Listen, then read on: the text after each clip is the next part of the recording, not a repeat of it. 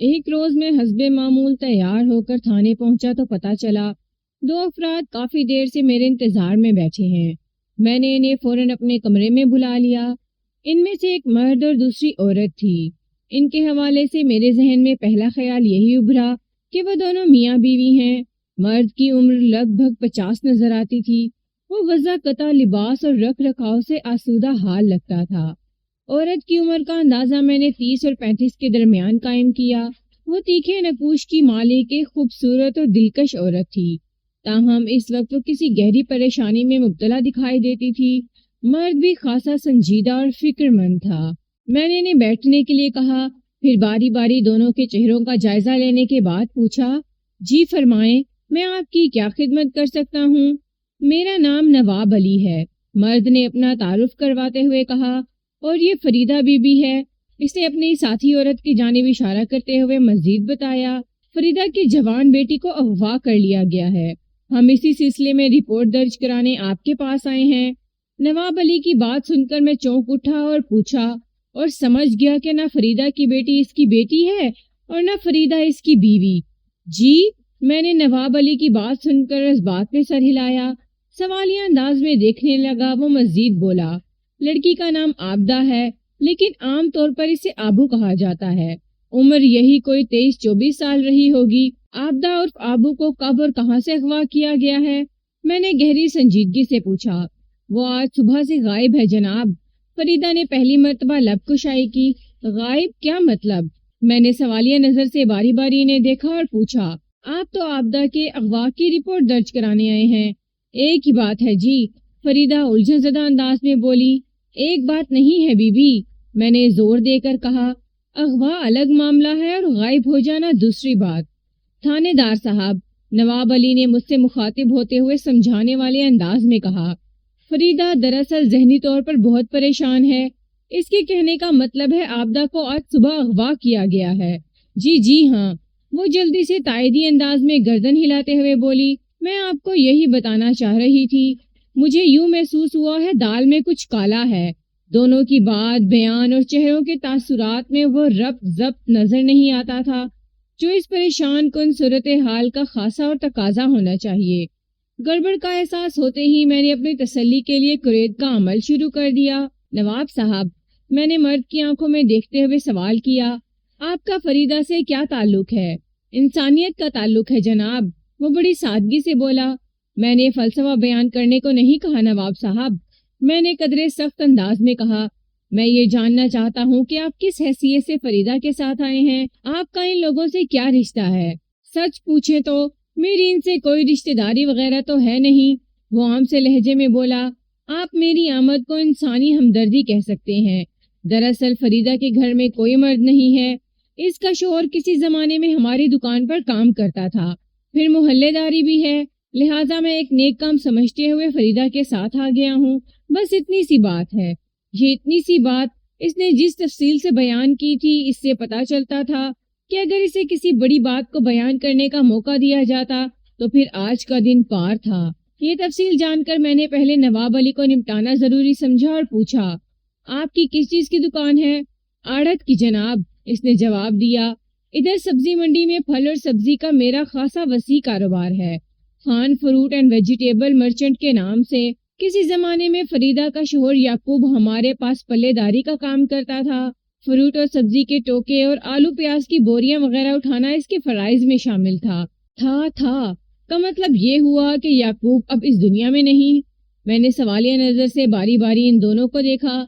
ایسی بات نہیں ہے تھانے دار جی، فریدہ جلدی سے بولی، یعقوب زندہ ہے اور گھر میں موجود ہے۔ پھر میں نے نواب علی کی طرف دیکھا، آپ نے تھوڑی دیر پہلے تو بتایا ہے کہ فریدہ کے گھر میں کوئی مرد نہیں تھا، اس لیے آپ اس کے ساتھ آئے ہیں، کیا آپ یعقوب کو مرد نہیں سمجھتے؟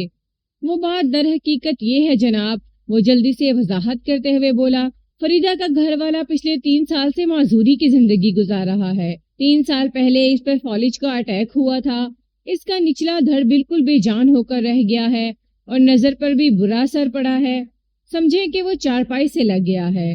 فریدہ بیچاری پچھلے 3 سال سے اس کی خدمت کر رہی ہے۔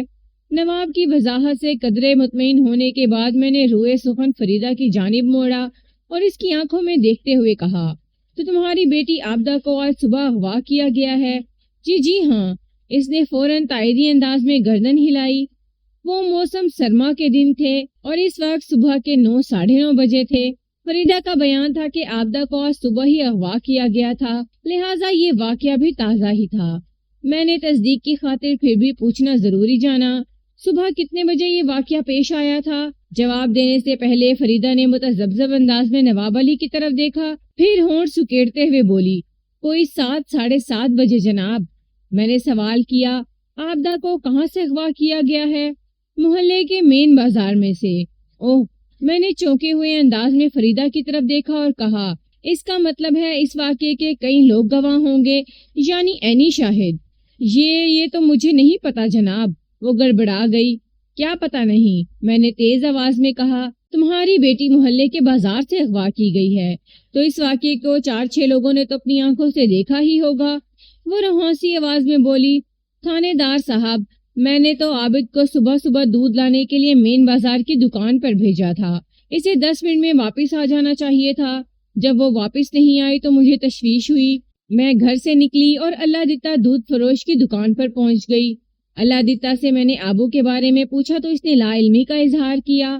میں اور پریشان ہو گئی۔ محلے کے جس گھر میں اس کے جانے کے امکانات تھے میں نے وہاں جا کر دیکھ لیا، لیکن وہ کہیں نہیں ملی۔ اس کی آواز رند گئی۔ چند لمحات کے توقف کے بعد اس نے بات مکمل کرتے ہوئے کہا، جب ہر طرف سے ناکامی دیکھنے کو ملی تو میں سیدھی نواب صاحب کے پاس پہنچ گئی۔ انہوں نے پوری توجہ سے میری بات سنی اور یہی مشورہ دیا کہ اس واقعے کی تھانے میں رپورٹ درج کرانا چاہیے۔ پھر ہم آپ کے پاس آ گئے۔ بہت اچھا کیا جو آپ لوگ میرے پاس آ گئے، میں نے بڑی رسان سے کہا، لیکن یہ معاملہ مجھے خاصا الجھا ہوا نظر آ رہا ہے۔ کیوں جی؟ فریدہ نے کچھ نہ سمجھنے والے انداز میں مجھے دیکھا۔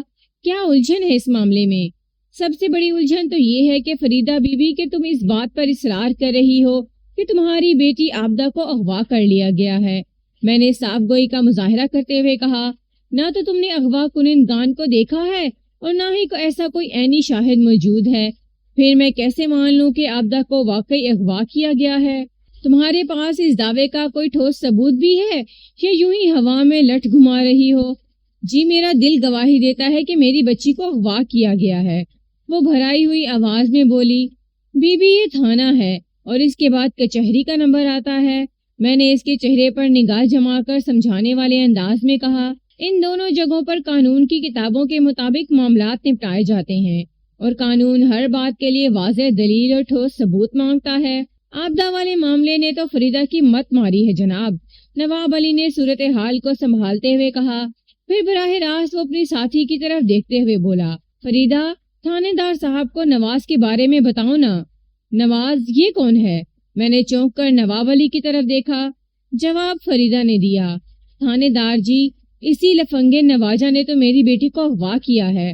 میں نواجہ کے خلاف رپورٹ درج کرانے آئی تھی، لیکن پریشانی میں دماغ نے گڑبڑ کر دی ہے اور اب میرے دماغ میں گڑبڑ ہو گئی ہے۔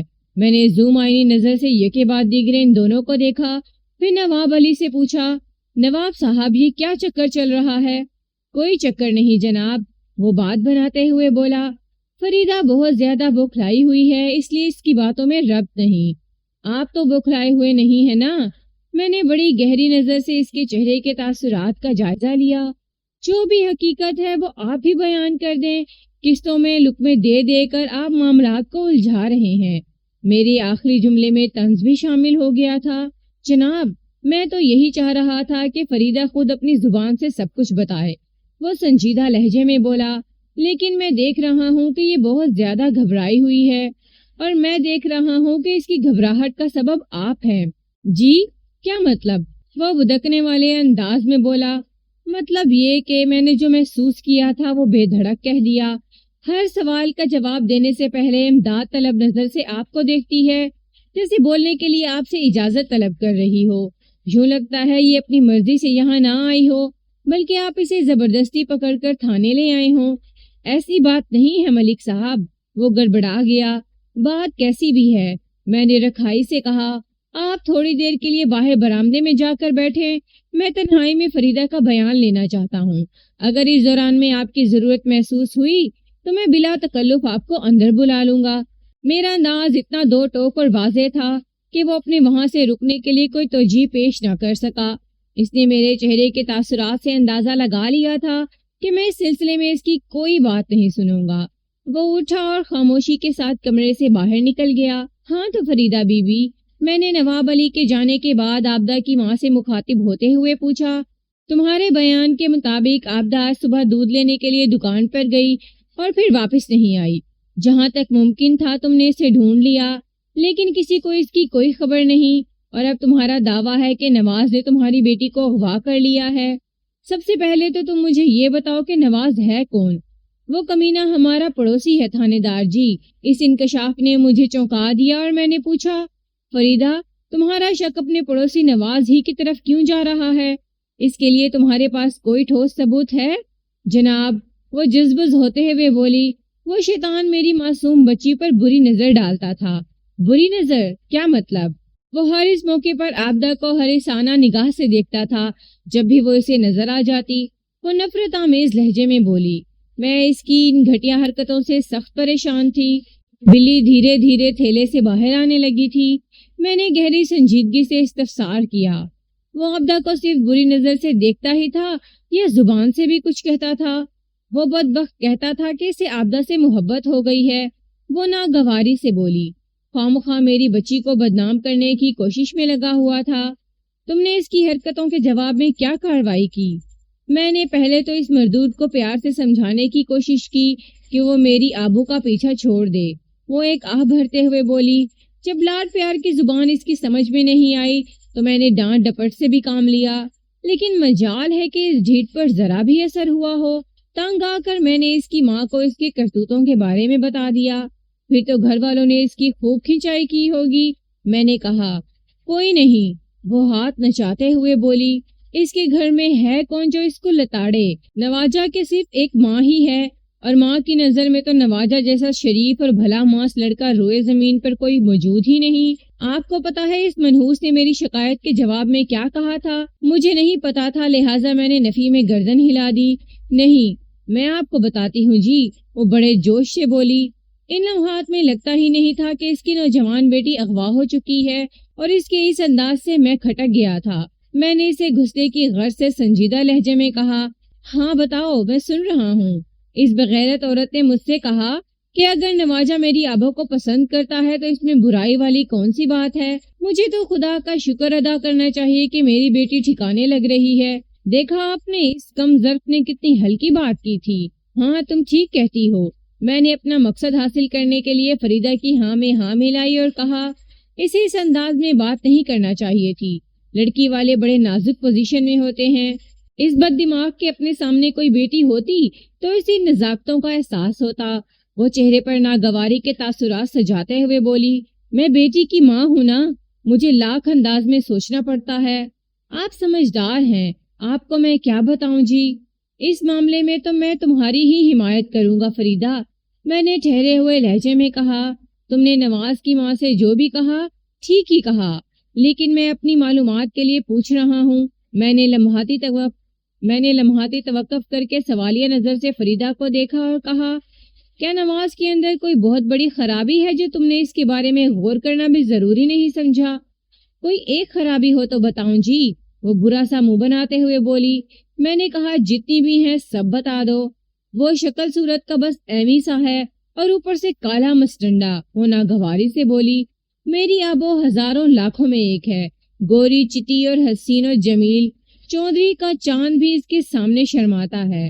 میں اپنی مکھن ملائی جیسی بیٹی اس کالے کوے کے پلے تو باندھ نہیں سکتی، اور سب سے بڑی بات یہ کہ وہ تھوڑی دیر کے لیے تھمی، پھر بات مکمل کرتے ہوئے بولی، وہ نامراد مجھے ایک آنکھ نہیں باتا، میں اسے سخت ناپسند کرتی ہوں۔ اور تمہاری بیٹی آبو؟ میں نے کریدنے والے انداز میں پوچھا۔ جی کیا مطلب ہے آپ کا؟ وہ چونک کر بولی۔ میں نے وضاحت کرتے ہوئے کہا، مطلب یہ کہ کیا آبو بھی اسے اتنا ہی ناپسند کرتی ہے؟ جی ہاں بالکل، وہ گڑبڑائے ہوئے لہجے میں بولی۔ آبو تو اس سے بات کرنا پسند نہیں کرتی، لیکن یہ شیطان ہاتھ دھو کر میری پھول جیسی بچی کے پیچھے پڑ گیا تھا اور اسے اغوا کر کے ہی رہا۔ تھانے دار جی، آپ اس کافر کو جلدی سے تلاش کر کے میری بیٹی کو بازیاب کرائیں۔ آپ کا یہ احسان میں زندگی بھر یاد رکھوں گی۔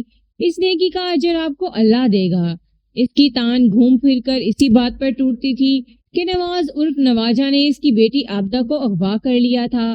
یہ اس کا بغض اور نفرت تھی جو اپنے دل میں نواز کے لیے رکھتی تھی، ورنہ اب تک کی گفتگو سے میں نے یہی اندازہ قائم کیا تھا کہ نواز عابدہ کو پسند کرتا تھا اور اسے شادی کا خواہش مند تھا۔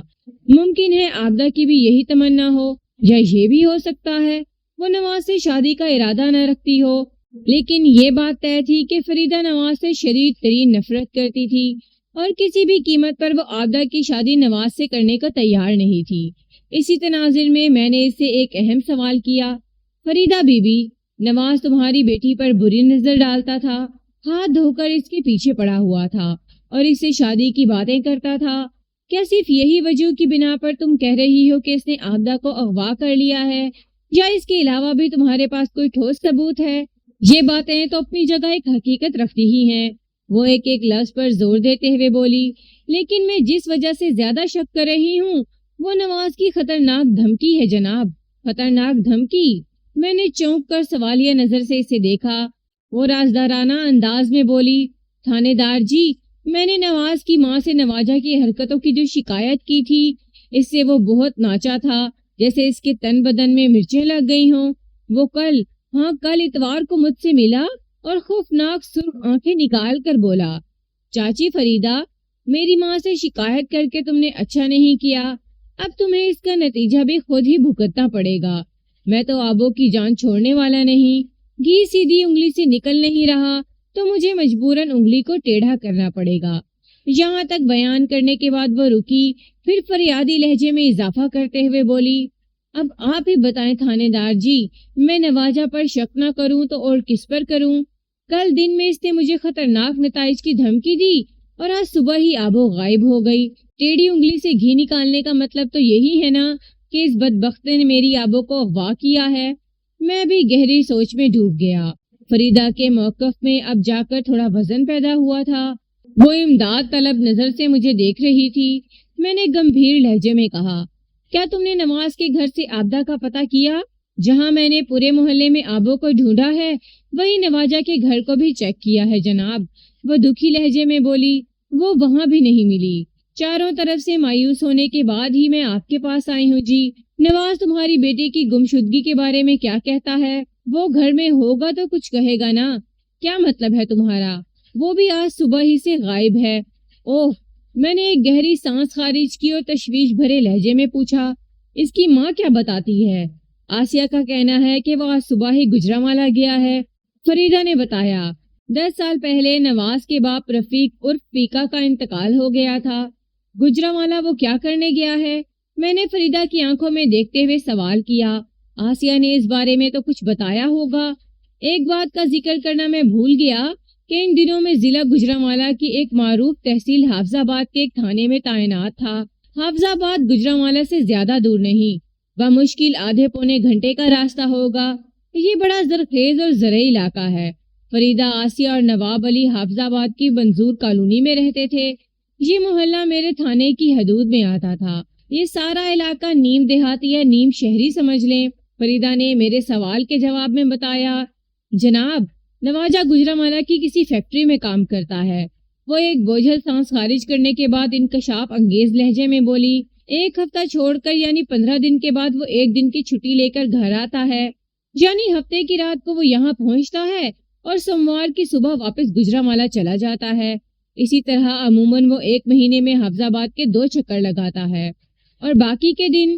میں نے سوالیہ انداز میں فریدہ کو دیکھا۔ باقی کے دن؟ وہ تھوک نگلتے ہوئے بولی، وہ ادھر ہی کسی کرائے کے کوارٹر میں گزارتا ہے۔ اس روز بھی سوموار تھا اور جنوری کی 15 تاریخ۔ اس کا مطلب تھا کہ نواز ہفتہ کی رات یعنی 13 جنوری کو منظور کالونی پہنچا تھا۔ اس نے 14 جنوری اتوار کا دن اپنے گھر میں گزارا اور آج صبح 15 جنوری کو واپس چلا گیا۔ اس حساب کی روح سے وہ اس سے پہلے دسمبر کے آخری دنوں میں چھٹی پر آیا ہوگا اور آئندہ اس کی آمد 27 جنوری کو متوقع تھی، مگر میں ہاتھ پر ہاتھ رکھے اس کی آمد کا انتظار میں بیٹھا نہیں رہ سکتا تھا، لہٰذا میں نے تسلی بھرے لہجے میں فریدہ سے کہا، بی بی تم بالکل بے فکر ہو جاؤ، میں آج ہی نواز کی ماں سے کڑی پوچھ گچھ کرتا ہوں۔ اور اس کے بعد میں بذات خود گجرانوالہ جا کر نواز کو چیک بھی کروں گا۔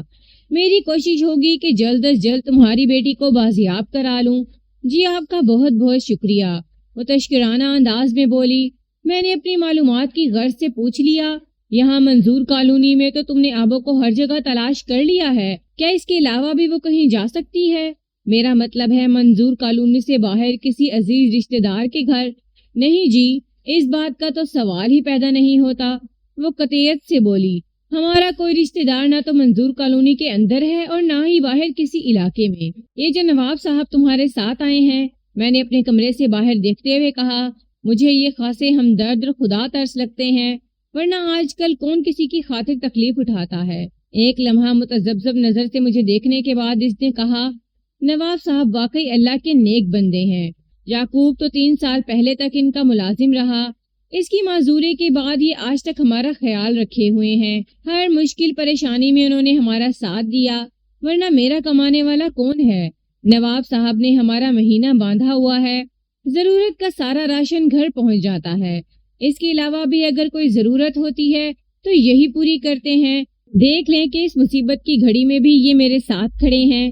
دنیا نواب صاحب جیسے نیک دل انسانوں کے دم سے ہی چل رہی ہے جناب۔ تم ٹھیک کہتی ہو فریدہ، میں نے تائیدی انداز میں گردن ہلائی۔ اس نے پوچھا، تھانے دار جی اب میرے لیے کیا حکم ہے؟ تم مطمئن ہو کر اپنے گھر جاؤ، میں نے تسلی آمیز لہجے میں کہا۔ میں انشاءاللہ بہت جلد تمہاری بیٹی کو ڈھونڈ نکالوں گا۔ وہ میرا شکریہ ادا کر کے کمرے سے نکل گئی۔ اگلے ہی لمحے نواب علی میرے پاس آ گیا۔ اس نے میری طرف دیکھتے ہوئے ممنونیت بھرے انداز میں کہا، ملک صاحب آپ کا بہت بہت شکریہ کہ آپ نے آبدہ کے معاملے کو بڑی سنجیدگی سے لیا اور فریدہ سے وعدہ کیا ہے کہ اب نواجہ کی تلاش میں گجرانوالہ بھی جائیں گے۔ یہ تو میرا فرض ہے جناب، میں نے ٹھہرے ہوئے لہجے میں کہا۔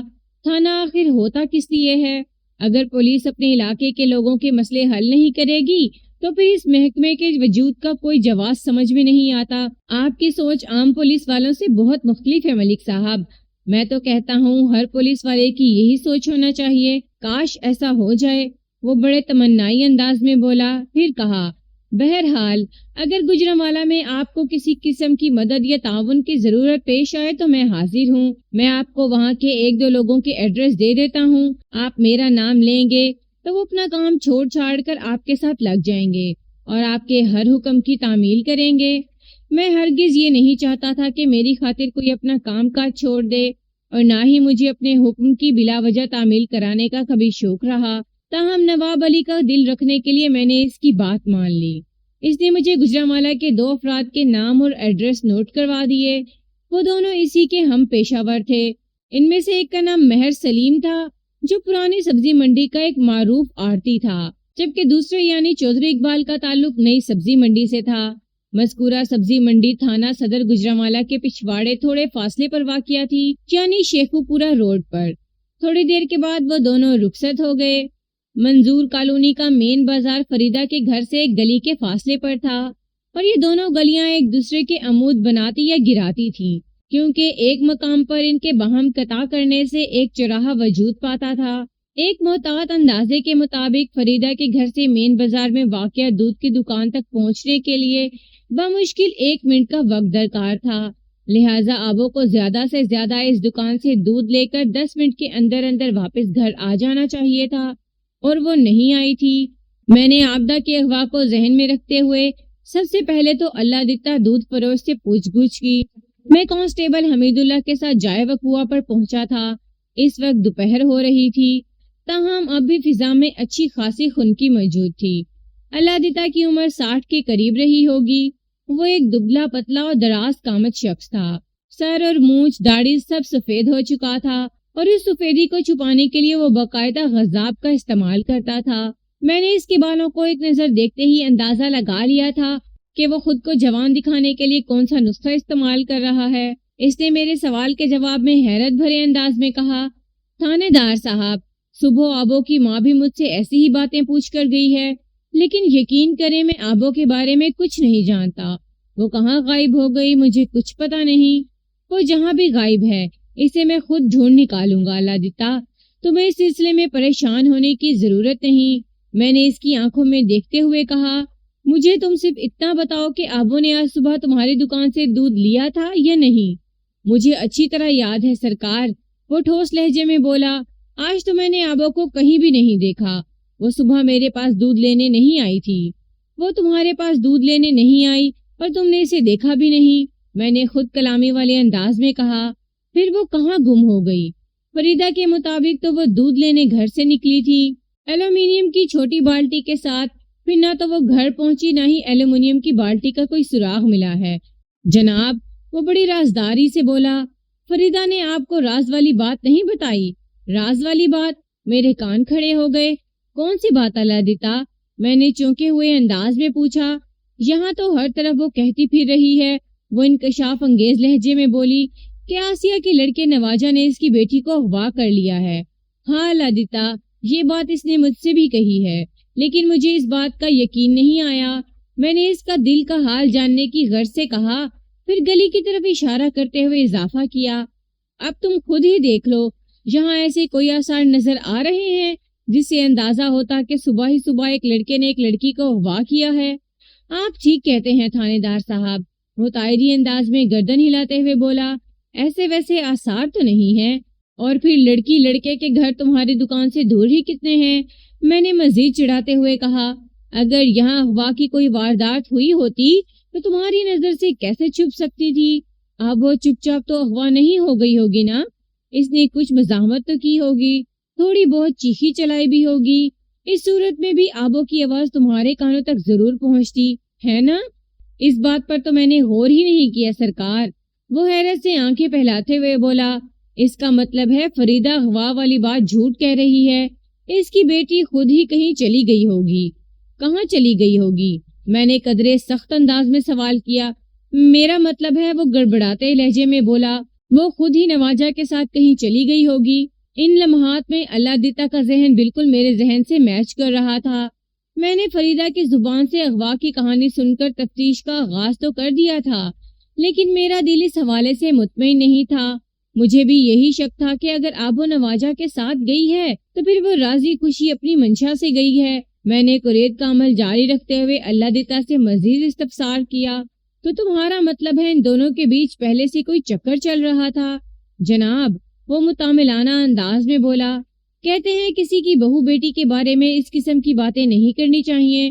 وہ لمحاتی توقف کے بعد تھوڑی ہمت کرتے ہوئے بولا، مجھے یہ تو پتہ نہیں جی کہ ان کے درمیان کوئی چکر وغیرہ چل رہا تھا یا نہیں، البتہ میں نے سنا ہے وہ دونوں ایک دوسرے کو پسند کرتے تھے۔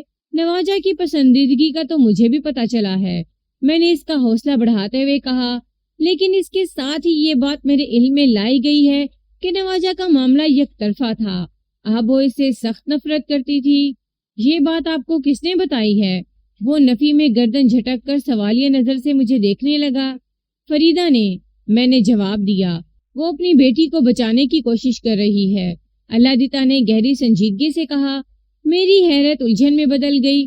میں نے پوچھا، کس سے بچانے کی کوشش کر رہی ہے؟ بدنامی سے، وہ سوچ میں ڈوبے ہوئے لہجے میں بولا، اس لیے سارا ملبہ وہ نواجہ پر ڈال رہی ہے۔ ذرا وضاحت کرو الادیتا، میں نے گمبھیر انداز میں کہا۔ دیکھیں جی، وہ محتاط انداز میں چاروں طرف دیکھتے ہوئے رازدارانہ لہجے میں بولا، میں سمجھتا ہوں نواجہ اور آبو میں پیار محبت کا کھیل چل رہا تھا، لیکن فریدہ نواجہ کے سخت خلاف بلکہ اس کی دشمن ہے۔ جب آبو نے دیکھا ہوگا کہ یہ معاملہ کبھی سیدھا نہیں ہو سکتا تو وہ نواجہ کے ساتھ بھاگ گئی۔ تھوڑی دیر کو رک کر اس نے گہری سانس لی، پھر اسی پراسرار دھیمے لہجے میں اضافہ کرتے ہوئے بولا، اب فریدہ بدنامی کے خوف سے اغوا کا شور مچا کر بیچارے نواجہ کو مجرم ٹھہرا رہی ہے۔ میں تو کہتا ہوں یہ کام لڑکی لڑکا دونوں کی ملی بھگت سے ہوا ہے۔ یہ تمہارا اندازہ ہے یا اس سلسلے میں تمہارے پاس کوئی ٹھوس ثبوت بھی ہے؟ میں نے الادیتا کی آنکھوں میں دیکھتے ہوئے سوال کیا۔ جناب، آپ اسے میرا اندازہ سمجھ لیں۔ وہ فوراً پسپائی اختیار کرتے ہوئے بولا، آپ میرے حوالے سے اس بات کا کہیں ذکر نہ کریں تو بڑی مہربانی ہوگی۔ تم بالکل بے فکر رہو الادیتا، میں نے اس کے تحفظات کے پیش نظر کہا، اس معاملے میں تمہارا نام کبھی نہیں آئے گا۔ اس نے میرا شکریہ ادا کیا اور اٹھ کر کھڑا ہو گیا۔ وہ بھی میری تقلید میں کھڑے ہوتے ہوئے جلدی سے بولا، تھانے دار صاحب، آپ تھوڑی دیر اور بیٹھ جائیں، میں آپ کی کچھ خاطر تواضع تو کر دوں۔ الادیتا، تم بھی عجیب آدمی ہو، میں نے حیرت بھری نظر سے اس کی طرف دیکھا۔ لوگ تو آتے وقت خاطرداری کے بارے میں پوچھتے ہیں اور تم رخصت کے وقت مجھ سے ایسی فرمائش کر رہے ہو۔ وہ جناب، آپ کو تو دیکھ کر میری مت ہی ماری گئی تھی، وہ بوکھلاہٹ آمیز لہجے میں بولا۔ کیوں، میرا چہرہ اتنا ہی خوفناک ہے کیا؟ میں نے پوچھا۔ یہ بات نہیں جناب، وہ جلدی سے بولا۔ دراصل یہ پولیس کی جو وردی ہے نا، اس سے بڑی دہشت پیدا ہوتی ہے۔ صبح سے یہاں آبو کے اغوا کی کہانی گردش کر رہی ہے اور فریدہ کا دعویٰ ہے کہ اس نے آبو کو دودھ لینے کے لیے میری دکان پر بھیجا تھا۔ جب میں نے آپ کو اپنی دکان کی طرف آتے دیکھا تو گھبرا گیا کہ آپ کہیں آبو کے چکر میں مجھے گرفتار کر کے اپنے ساتھ نہ لے جائیں۔ بس اتنی سی بات ہے جناب۔ اللہ دیتا، یہ ٹھیک ہے کہ لوگ پولیس کی وردی دیکھتے ہی خوفزدہ ہو جاتے ہیں، لیکن میں ذرا مختلف قسم کا تھانے دار ہوں۔ میں نے آج تک کسی بے قصور کو بلا وجہ ڈرانے دھمکانے کی کوشش نہیں کی۔ وہ تو جناب آپ سے تھوڑی دیر بات چیت کر کے ہی مجھے اندازہ ہو گیا ہے، وہ اس بات میں گردن ہلاتے ہوئے بولا۔ اور اب تو اور بھی ضروری ہو گیا ہے کہ میں آپ کو کچھ کھلائے پلائے بغیر اپنی دکان سے نیچے قدم نہ رکھنے دوں۔ میں اس کی پرخلوص پیشکش کو ٹھکرا نہ سکا۔ اللہ دیتا نے میرے لیے اور میرے ٹوکنے پر کانسٹیبل حمید اللہ کے لیے ایک جیسی تواضع کا بندوبست کر دیا۔ اس نے 2 پیالوں میں کڑھائی کا نیم گرم دودھ بھرا، اس پر موٹی تہ والی ملائی ڈالی، پھر ایک پلیٹ میں برفی کی ڈلیاں سجا کر ہماری طرف بڑھا دیں۔ ہم دونوں اللہ کا نام لے کر دودھ اور مٹھائی سے انصاف کرنے لگے۔ اللہ دیتا دودھ دہی کے علاوہ اپنی دکان پر برفی بھی فروخت کرتا تھا۔ اس چند منٹ کی گفتگو میں اللہ دیتا نے مجھے سوچ کا ایک نیا زاویہ دیا تھا۔ اس کیس میں اس بات کے امکانات کو نظر انداز نہیں کیا جا سکتا تھا کہ آبو اپنی مرضی اور خوشی سے نواجہ کے ساتھ گھر سے بھاگ گئی ہوگی۔ اللہ دیتا کی دکان سے نکلنے کے بعد میں نے کانسٹیبل حمید اللہ کو مبینہ جائے وقوع کا جائزہ لینے کے لیے وہیں چھوڑ دیا اور خود نواجہ کے گھر کی جانب بڑھ گیا۔ حمید اللہ ایک سست الوجود اور ہڈ حرام قسم کا پولیس اہلکار تھا۔ میں چھوٹی موٹی کارروائیوں میں سے اپنے ساتھ رکھتا تھا اور قدم قدم پر ڈانٹ ڈپٹ کے ذریعے اس میں احساس ذمہ داری اجاگر کرنے کی کوشش کرتا رہتا تھا۔ میری دستک کے جواب میں دروازہ ایک ادھیڑ عمر عورت نے کھولا اور مجھ پر نظر پڑتے وہ ایک لمحے کے لیے چونک گئی، تاہم اگلے ہی لمحے اس نے سنبھل کر پوچھا، جی کیا بات ہے؟ وہ بھاری بدن کی مالک ایک پستہ قامت اور گوری چٹی عورت تھی۔ آنکھوں پر اس نے نظر کا چشمہ لگا رکھا تھا۔ پتہ نہیں کیوں مجھے یوں محسوس ہوا کہ وہ مجھے دیکھتے ہی میری آمد کا مقصد سمجھ گئی تھی۔ اس کے باوجود میں نے رسمی کارروائی ضروری سمجھی اور اپنا تعارف کرواتے ہوئے پوچھا۔ اور اپنا تعارف کراتے ہوئے کہا، میرا نام ملک صفدر حیات ہے، میں اس علاقے کا تھانہ انچارج ہوں۔ وہ تو جناب آپ اپنی بات چیت اور روب داب سے ہی لگ رہے ہیں، وہ بے خوف لہجے میں بولی۔ مجھے لگ رہا ہے آپ میرے بیٹے نواجہ کو ڈھونڈتے ہوئے ادھر آئے ہیں، ہے نا؟ واہ بھائی، لگتا ہے آپ تو کوئی نجومن ہو۔ میں نے حیرت سے اس کی آنکھوں میں دیکھتے ہوئے کہا، تمہارا اندازہ بالکل درست ہے، میں نواجہ ہی کی تلاش میں یہاں آیا ہوں۔ میں کوئی نجومن ہوں اور نہ ہی مجھے غیب کا علم ہے، وہ قدرے بیزاری سے بولی۔ میں نواجہ کی ماں آسیہ ہوں جناب تھانے دار صاحب۔ صبح سے یہاں جو ڈھنڈورا پیٹا جا رہا ہے، اسی سے میں نے اندازہ لگایا ہے کہ یہ خبر آپ کے تھانے تک پہنچ گئی ہوگی کہ میرے نواجہ نے آبو کو اغوا کر لیا ہے۔ تمہارا یہ اندازہ بھی 100% درست ہے آسیہ، میں نے ٹھہرے ہوئے لہجے میں کہا۔ آج صبح تمہارے بیٹے کے خلاف میرے پاس اغوا کی رپورٹ درج کرائی گئی ہے، میں اسی سلسلے میں تفتیش کے لیے ادھر آیا ہوں۔ رپورٹ آبدہ کی ماں نے درج کرائی ہوگی۔ اس نے سوالیہ نظر سے مجھے دیکھا۔ میں نے اس بات میں گردن ہلائی اور ادھر ادھر دیکھنے کے بعد آسیہ سے پوچھا، یہاں گلی میں کھڑے ہو کر بات کرنا مناسب نہیں، کیا تمہارے گھر کے اندر بیٹھنے کی اجازت ہے؟ آپ آ جائیں اندر، وہ میرے لیے راستہ چھوڑتے ہوئے بولی۔ میں گھر میں داخل ہو گیا۔ آسیہ کی بے خوفی نے مجھے متاثر کیا تھا، ورنہ پولیس جس دروازے پر دستک دے وہاں کے مکینوں میں ایک تھرتھلی سی مچ جاتی ہے۔ کوئی لاکھ بے گناہ اور بے قصور کیوں نہ ہو، وہ پولیس کی آمد سے پریشان ضرور ہو جاتا ہے، جبکہ آسیہ پر ایسا کوئی اثر نہیں ہوا تھا۔ اس کا مطلب تھا کہ وہ آہنی اعصاب کی مالک ہے، اور یہ کہ وہ کسی ایسے ویسے معاملے میں ملوث نہیں جس کی بنا پر انسان کو ہر وقت دھڑکا لگا رہتا ہو۔ میں آسیہ کی تقلید میں گھر کے صحن میں پہنچ گیا۔ وہ زیادہ سے زیادہ 3 مرلے پر مشتمل ایک چھوٹا سا مکان تھا۔ ایک بیٹھک نما کمرہ آگے اور ایک کسی سائز کا چھوٹا سا کمرہ پیچھے، بیچ میں ایک لگ بھگ کمروں کی پیمائش کا ہی صحن میں 2 چارپائیاں بچھی ہوئی تھیں۔ آئیں جی بیٹھیں، وہ ایک چارپائی کی طرف اشارہ کرتے ہوئے بولی اور جلدی سے مذکورہ چارپائی پر ایک چادر بھی بچھا دی۔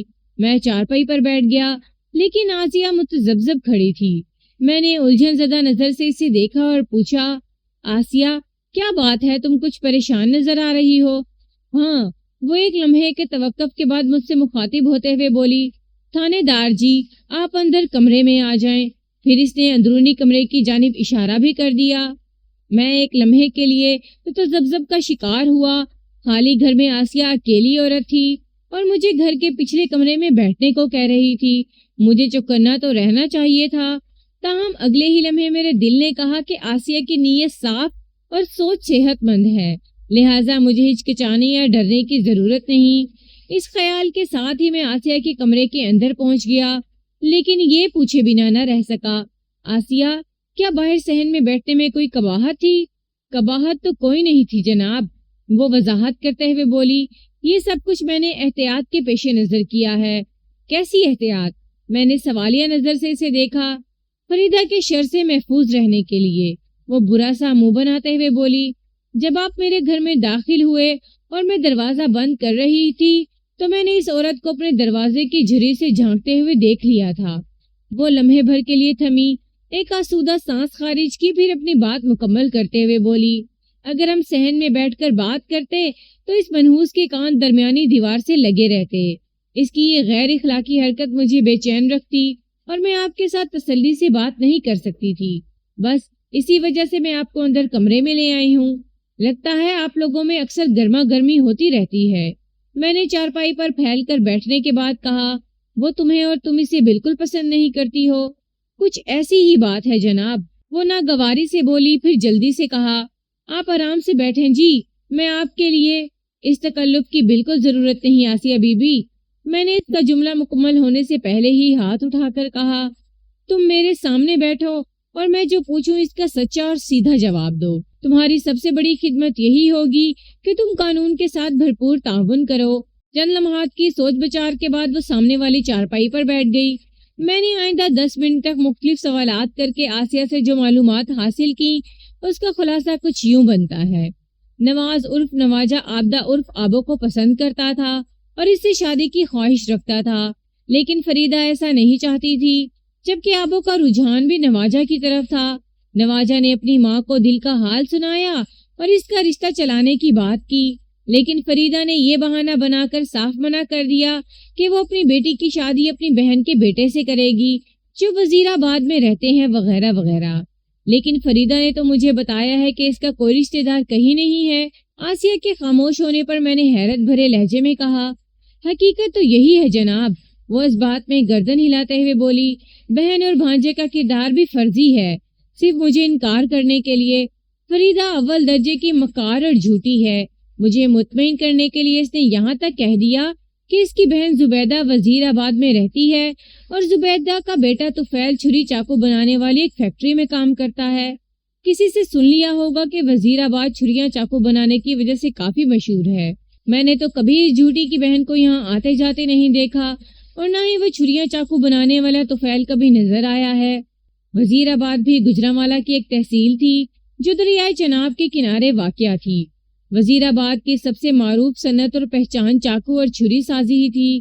اس زمانے میں ضلع گجرانوالہ کی 3 تحصیلیں ہوا کرتی تھیں، نمبر 1 گجرانوالہ، نمبر 2 حافظ آباد، نمبر 3 وزیر آباد۔ آج کل کا مجھے پتہ نہیں کہ اس ضلع میں کون کون سی جغرافیائی تبدیلیاں رونما ہو چکی ہیں۔ فریدہ نے تو اس بات کا ذکر بھی نہیں کیا کہ تم نے باقاعدہ نواجہ کے رشتے کی بات چلائی تھی۔ میں نے کہا، ایک جھوٹا انسان جتنے بھی جھوٹ بولے یا کتنے بھی سچ کو چھپانے کی کوشش کرے، کیا کہہ سکتے ہیں؟ وہ بیزاری سے بولی۔ میں نے کہا، آسیہ یہ ساری باتیں ایک طرف، لیکن فریدہ کی لڑکی تو گھر سے غائب ہے اور اس کا دعویٰ ہے کہ تمہارے بیٹے نے ہی آبو کو اغوا کیا ہے۔ تم اس سلسلے میں کیا کہتی ہو؟ تھانے دار جی، وہ گہری سنجیدگی سے بولی، میں تو صرف اتنا جانتی ہوں کہ نواجہ نے آبو کو اغوا نہیں کیا، اور یہ کہ وہ کہاں غائب ہے یہ آبو کو پتا ہوگا یا اس کی ماں فریدہ کو۔ تم نے بڑے وثوق سے کہا، کہ نواجہ آبوں کے اغوا میں ملوث نہیں۔ میں نے اس کے چہرے پر نگاہ جماتے ہوئے سوال کیا، کیا تمہارے پاس اس بات کا کوئی ٹھوس ثبوت بھی ہے؟ جی ہاں، ہے ٹھوس ثبوت۔ وہ اپنی آنکھوں کو چھوتے ہوئے بڑی اعتماد سے بولی، یہ ہے جیتا جاگتا ثبوت تھانے دار صاحب۔ میں کچھ سمجھا نہیں آسیہ بی بی، میں نے متعاملانہ لہجے میں کہا، تھوڑی وضاحت کرو کہ تمہاری آنکھوں نے ایسا کیا دیکھ لیا ہے جس کی بنا پر تم اپنے بیٹے کو بے قصور سمجھ رہی ہو؟ میری آنکھوں نے اپنے بیٹے کو دیکھا ہے، وہ سمجھانے والے انداز میں بولی۔ ایک دن کی چھٹی گزارنے کے بعد جب وہ سوموار کی صبح گجرانوالہ کے لیے گھر سے نکلا ہے تو میں دروازے پر کھڑے ہو کر اسے جاتے ہوئے دیکھتی رہتی ہوں۔ وہ تھوڑی دیر کے لیے رکی، ایک بھرپور سانس کھینچی، پھر اپنی بات کو آگے بڑھاتے ہوئے بولی، آپ مین بازار سے ہوتے ہوئے میرے گھر آئے ہیں۔ آپ نے اندازہ لگایا ہوگا کہ میں اپنے دروازے میں کھڑی ہو کر دور دور تک کا منظر دیکھ سکتی ہوں۔ یہاں سے مین بازار کا بھی ایک حصہ نظر آتا ہے۔ جب تک نواجہ مین بازار سے نکل کر میری آنکھوں سے اوجھل نہیں ہو جاتا، میں دروازے میں کھڑی ہو کر اسی پر آنکھیں لگائے رہتی ہوں۔ آج صبح بھی یہی ہوا اور سارے وقت میں مجھے آبو کہیں نظر نہیں آئی۔ اگر نواجہ نے آبو کو اغوا کیا ہوتا تو یہ واقعہ میری نگاہ سے چھپ نہیں سکتا تھا۔ میں اپنے بیٹے کی بے گناہی کے سلسلے میں اس سے زیادہ کچھ نہیں کہہ سکتی۔ تو تمہارے خیال میں نواجہ آج بھی حسب معمول گجرانوالہ ہی گیا ہے؟ میں نے سلسلہ سوالات کو سمیٹتے ہوئے پوچھا۔ اپنی نوکری پر؟ جی ہاں، مجھے اس بات کا یقین ہے، اس نے بااعتماد لہجے میں جواب دیا۔ گجرانوالہ میں وہ کہاں اور کیا کام کرتا ہے؟ وہاں جی ٹی روڈ پر کپڑے کی ایک فیکٹری ہے، راسکو ٹیکسٹائل ملز، اس نے بتایا۔ نواجہ اس فیکٹری میں تانا ماسٹر ہے جناب۔ میں نے پوچھا، وہ 2 ہفتے کے بعد ایک دن تمہارے پاس آتا ہے؟ میں نے سنا ہے اس نے فیکٹری کے قریب ہی کرائے کا ایک کوارٹر لے رکھا ہے جہاں باقی کے 13 دن وہ گزارتا ہے۔ اس کوارٹر کے بارے میں تمہیں کیا معلوم ہے؟ میں گجرانوالہ روانہ ہونے سے پہلے نواجہ کے حوالے سے مکمل معلومات حاصل کر لینا چاہتا تھا تاکہ وہاں پہنچ کر کسی کمی کا احساس اور دشواری کا سامنا نہ ہو۔ آسیہ نے میرے سوال کے جواب میں بتایا، فیکٹری سے تھوڑے فاصلے پر محلہ کنگی والا ہے۔ فیکٹری سے تھوڑے فاصلے پر محلہ کگنی والا ہے۔ کگنی والے میں ایک بیوہ نے اپنے مکان کے سامنے والا حصہ انہیں کرائے پر دے رکھا ہے، اور وہ انہیں میں نے اس کی بات پوری ہونے سے پہلے ہی سوال کر دیا، کیا اس بیوہ کے کوارٹر میں نواجہ کے ساتھ کوئی اور بھی کرائے پر رہتا ہے؟ جی، ایک اور لڑکا بھی اس کوارٹر میں رہتا ہے، اس نے اس بات میں جواب دیا۔ اس کا نام حنیف ہے اور وہ وزیر آباد کا رہنے والا ہے۔ کیا حنیف بھی نواجہ کے ساتھ راسکو ٹیکسٹائل ملز میں ہی کام کرتا ہے؟ جی نہیں، اس نے نفی میں گردن ہلائی، وہ کسی دوسری فیکٹری میں کام کرتا ہے۔ مجھے اس فیکٹری کا نام یاد نہیں، لیکن وہ بھی کپڑے ہی کی فیکٹری ہے اور راسکو سے زیادہ دور نہیں۔ آسیہ، قانون کی مدد کرنے کے لیے میں تمہارا شکر گزار ہوں، میں نے کھڑے ہوتے ہوئے کہا۔ میری دعا ہے اور تم بھی یہی دعا کرو کہ تمہارا بیٹا آبو کی گمشدگی یا اغوا میں کسی بھی حوالے سے ملوث نہ پایا جائے، ورنہ تمہارے لیے بڑی مشکل ہو جائے گی۔ مجھے تو اپنے بیٹے کی بے گناہی کا پکا یقین ہے تھانے دار صاحب، وہ ایک ایک لفظ پر زور دیتے ہوئے بولی۔ آپ بھی تحقیق کر کے میرے یقین کو آزما لیں۔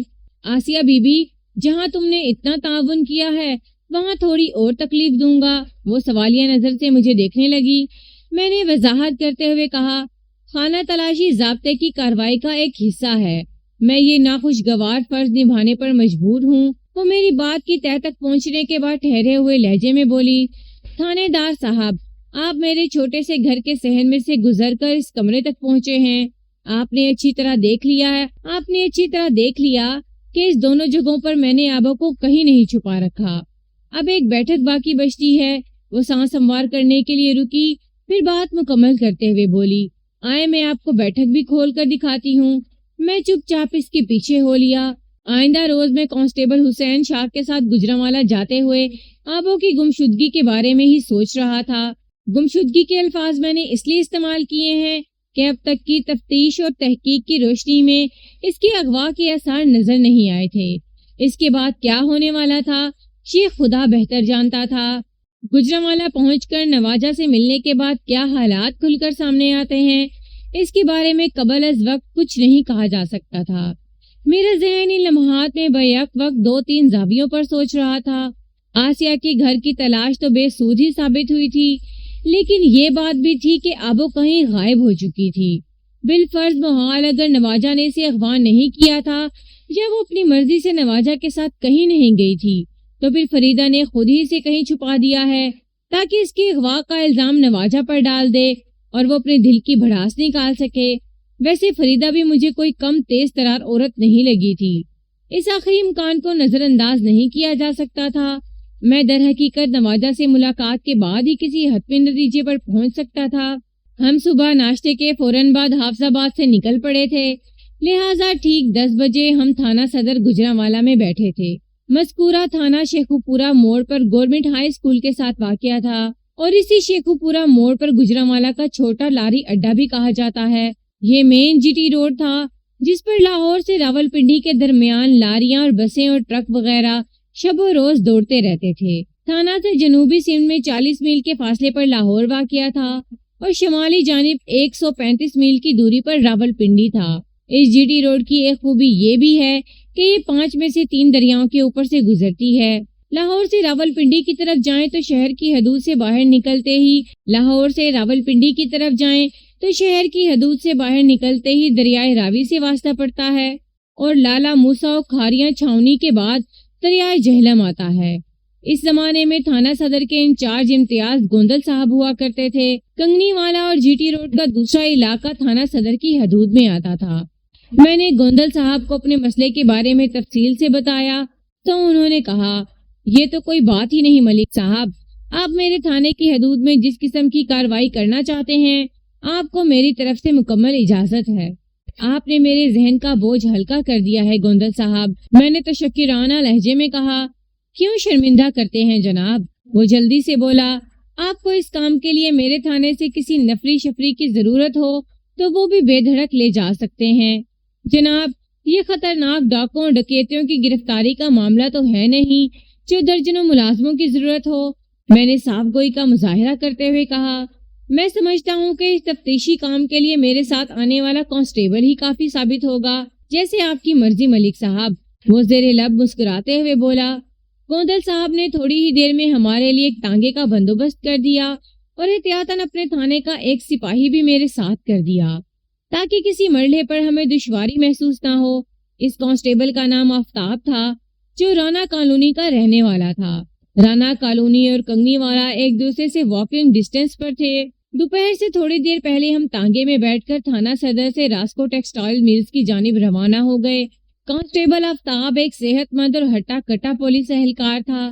دراز کامتی پر گھنگریالے بال اس کی شخصیت میں بڑا حسن اور کشش پیدا کرتے تھے۔ اس نے مجھے بتایا کہ راسکو ملز رانا کالونی اور کنگنی والا کے وسط میں واقع ہے۔ اس وقت ہم جی ٹی روڈ پر سفر کر رہے تھے اور ہمارا رخ لاہور کی سمت تھا۔ جی ٹی روڈ کی دونوں طرف مختلف فیکٹریاں اور ملز واقع تھی اور یہ سلسلہ کافی دور تک چلتا تھا۔ اسی سفر کے دوران میں دائیں ہاتھ پر 1-2 سینما ہاؤس بھی نظر آئے۔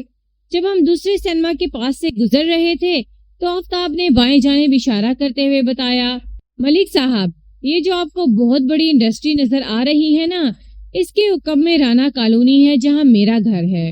میں نے اس بات میں گردن ہلائی اور پوچھا، تم نے جس انڈسٹریز کا نام لیا ہے اس میں کیا چیز تیار ہوتی ہے؟ چیز نہیں، چیزیں کہیں جناب، وہ دونوں ہاتھ پھیلاتے ہوئے بولا۔ سینٹری کا اعلیٰ درجے کا سامان، باتھ روم فلنگز کے علاوہ پنکھوں کا ایک بہت معروف برانڈ بھی یہاں تیار ہوتا ہے جو زیادہ تر ایکسپورٹ کر دیا جاتا ہے۔ گجرانوالہ کی انڈسٹری میں 2-3 چیزیں بہت مشہور ہیں۔